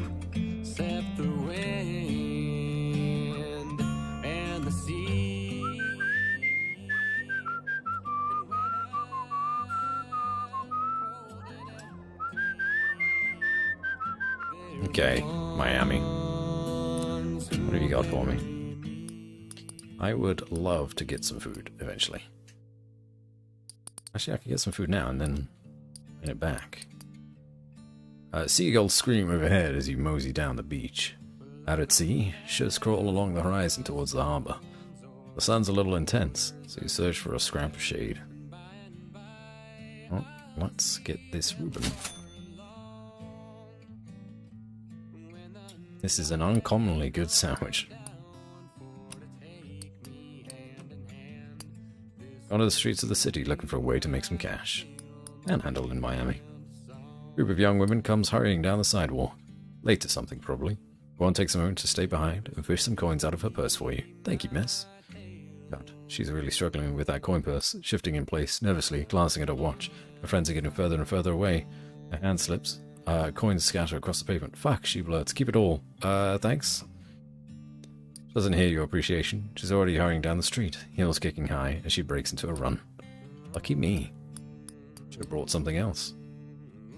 You've enjoyed a break on the beach, staring off the edge of the world. But the sun is starting to go down, and the breeze is getting stronger. As you're about to stand, a man plonks down near you. He sits a polite distance off, but looks at you expectantly. Do we greet strangers in Florida, or do we ignore them?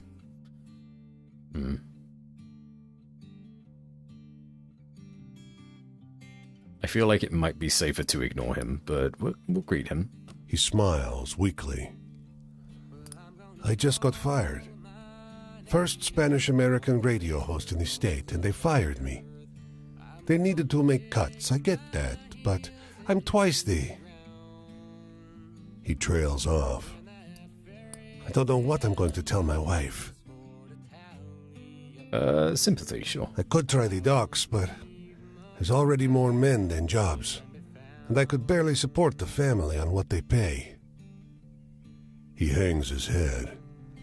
And my boy, I can't bring myself to tell them. I don't know what to do. Sure, we'll hang around. He calms as the sun drops below the horizon. An expanse of darkness is ahead of you. Turning back to the lights of the city reminds you that the world hasn't gone away. After a long silence, he speaks. It's never going to get better, is it? Frankly, no. He doesn't reply. After a minute, you feel along the sand in the dark toward where he sat. Your hand closes on a discarded shirt. Oh. The rest of his clothes make a path to the edge of the water. You can't follow him any further. Whoops.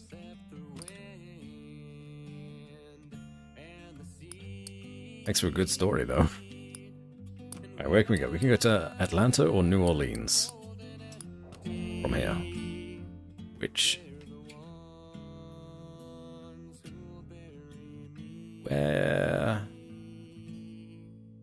Where is Atlanta and where is New Orleans? What state are they in?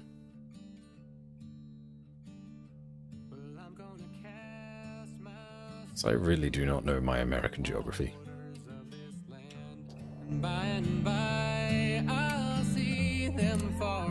The cave is really a man-made hole breaching into an earthen mound.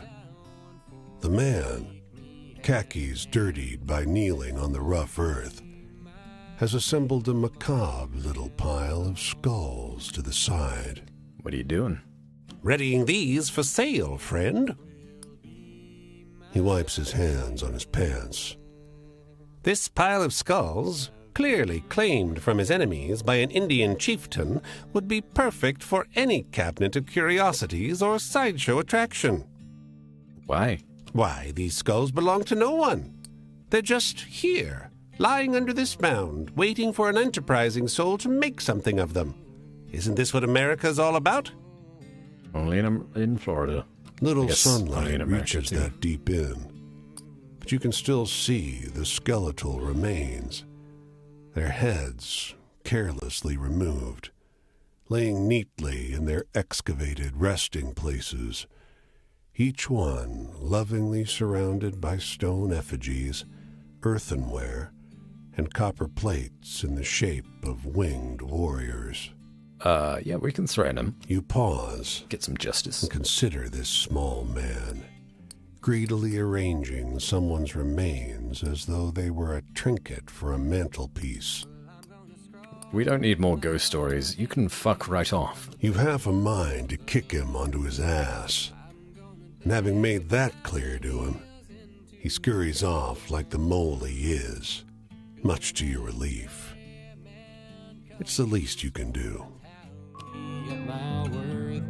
I won't leave much to find that can be found. This guy again. What is it this time?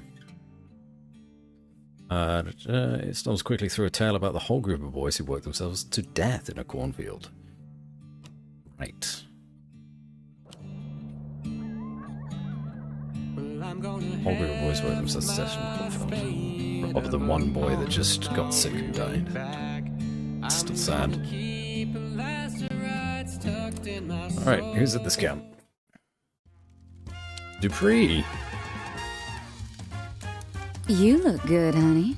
You got a light? Oh. You like a good story? Sure. I like to hear about people and make bets with them. I like to hear about the weird, handsome people. Get convinced by the rich jackasses who'll play blackjack and lose into the night. Dames who are lit cigarettes burning to the end. I want to be around furious people who use me and I use them. Are you one, stranger? You live a very different life to me. Come close to me. Got any stories with ghosts or murderers or blood or something like that? Plenty. We have plenty of scary stories, if that's what you desire.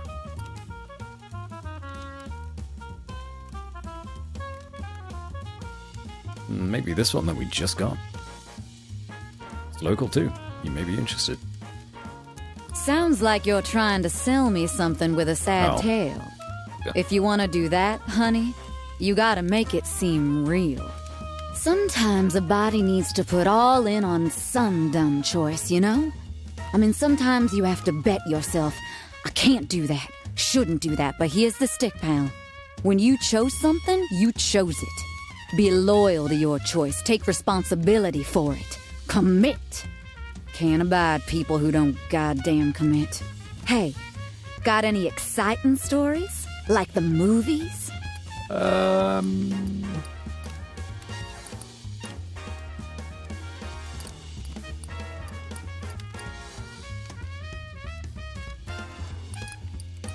So many sad stories.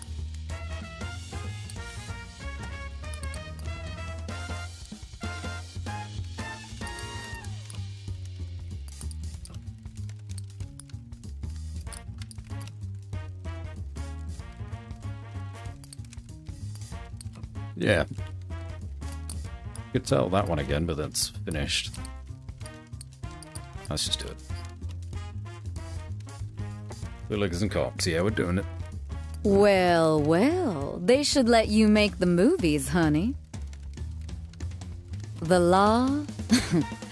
I can get by with the law. The law thinks I'm a victim, a sad girl of the streets, a damaged girl, a girl who ain't got no fate and whose daddy didn't love her. My daddy's dead, and all cops are in my pocket, stranger. I will tell you that if I tell you anything. The law is bad for us Roman kids. It does not serve us. But you learn to get that sad, pale girl on. They love that. Sometimes you gotta promise them something more and... Well, I don't say it's pleasant, but you born in a body. Sometimes people treat you like you need the power taken from it.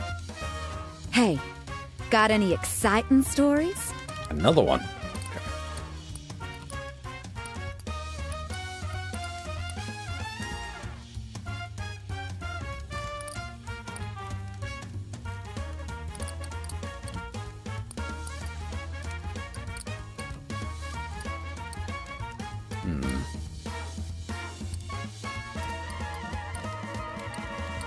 I need to find people that are looking for sad stories. We have so many to tell. The thunderstorm was exciting, right? Or was it scary?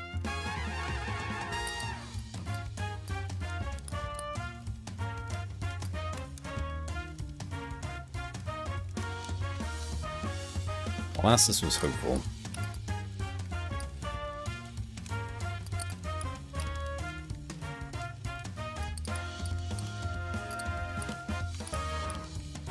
There are too many stories to remember.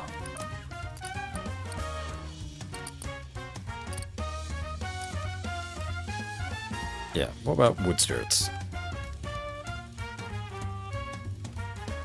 Quit it, stranger. Nope. That sweet nonsense'll kill me young, faster than the drinking do. 16 days ago, I come across a girl by the side of the road. She had her smoke all bent out of shape in her mouth, and she had a bundle like I used to by her little brown boots. She caught my eye just for a little second.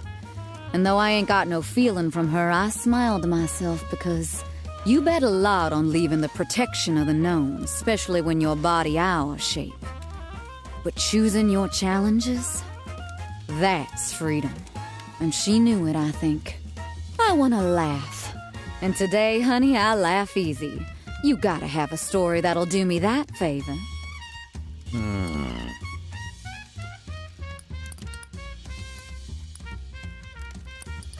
We got the 8 identical men one, which is definitely a funny story. But do we have any funny stories that we need to tell?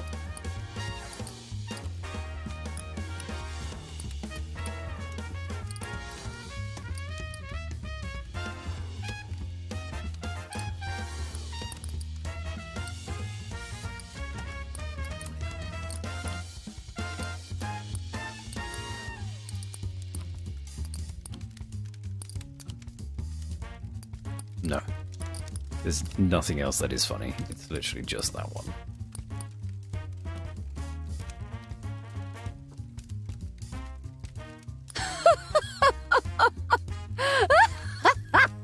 Oh, sweetheart. My ribs are aching. I remember my stepdaddy. He had a soft touch for me. Oh, dear. A handsome, low-voiced man. Mom never did trust me around him. He taught me how to grift. All you need is that light touch, he said, and look 'em in the eyes and tell 'em the truth they want. And you know, I always was good at that after. I know what it's like to have those eyes turn towards you and make you feel like everything. And then to be in the cold and dark when they turn away. You got any stories with a happy ending? Right now, I want a happy ending. I bet you do.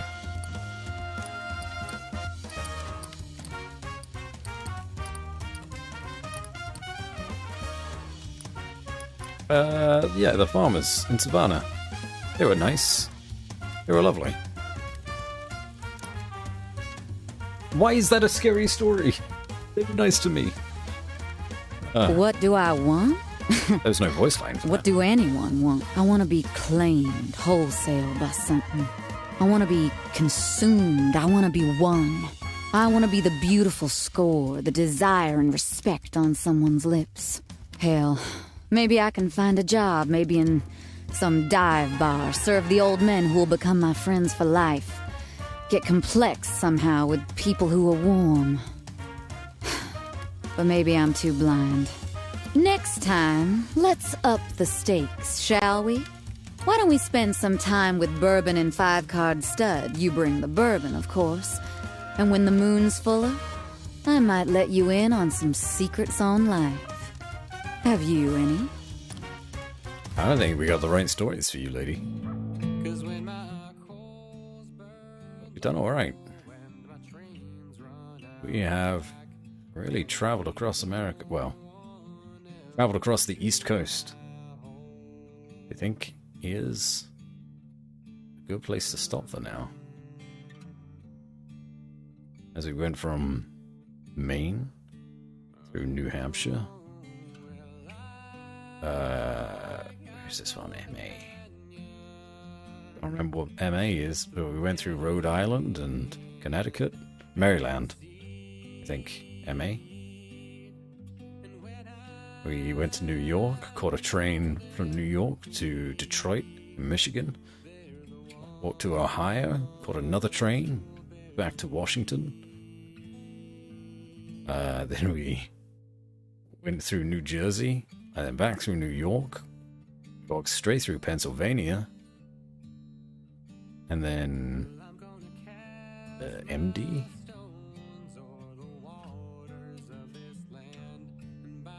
Oh, that one's Maryland. MD is Maryland. That one's Massachusetts, right?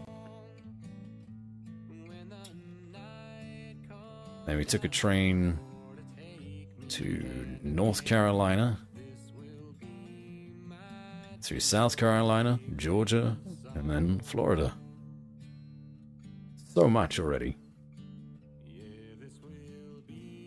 Bad. Feel a little bit bad for missing this guy in Virginia, though. We'll need to go back there eventually. But yeah. We'll stick in Miami for a little bit. All of that. It was an interesting time. I always like trying new games, even if it is just, you know, as a one-off. Just to see whether or not people enjoy them.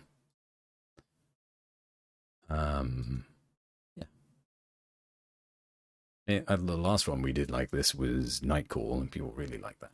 So maybe we'll go back to Nightcall. Don't know how people felt about this, but it was a relatively chill time, so no complaints from me. Super interesting game. You'd want to see more of it?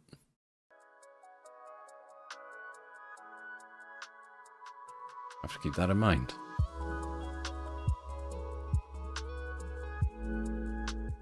This or the taxi one, Nightcall? Yeah. Okay. Noted. Alright, in that case, we can go over to somebody else to end the night. Wolprak is playing Stellaris. They've been very much into Stellaris lately. I don't know if, oh, they're doing Overlord.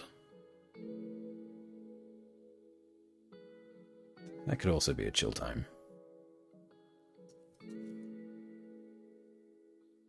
You know Volprak.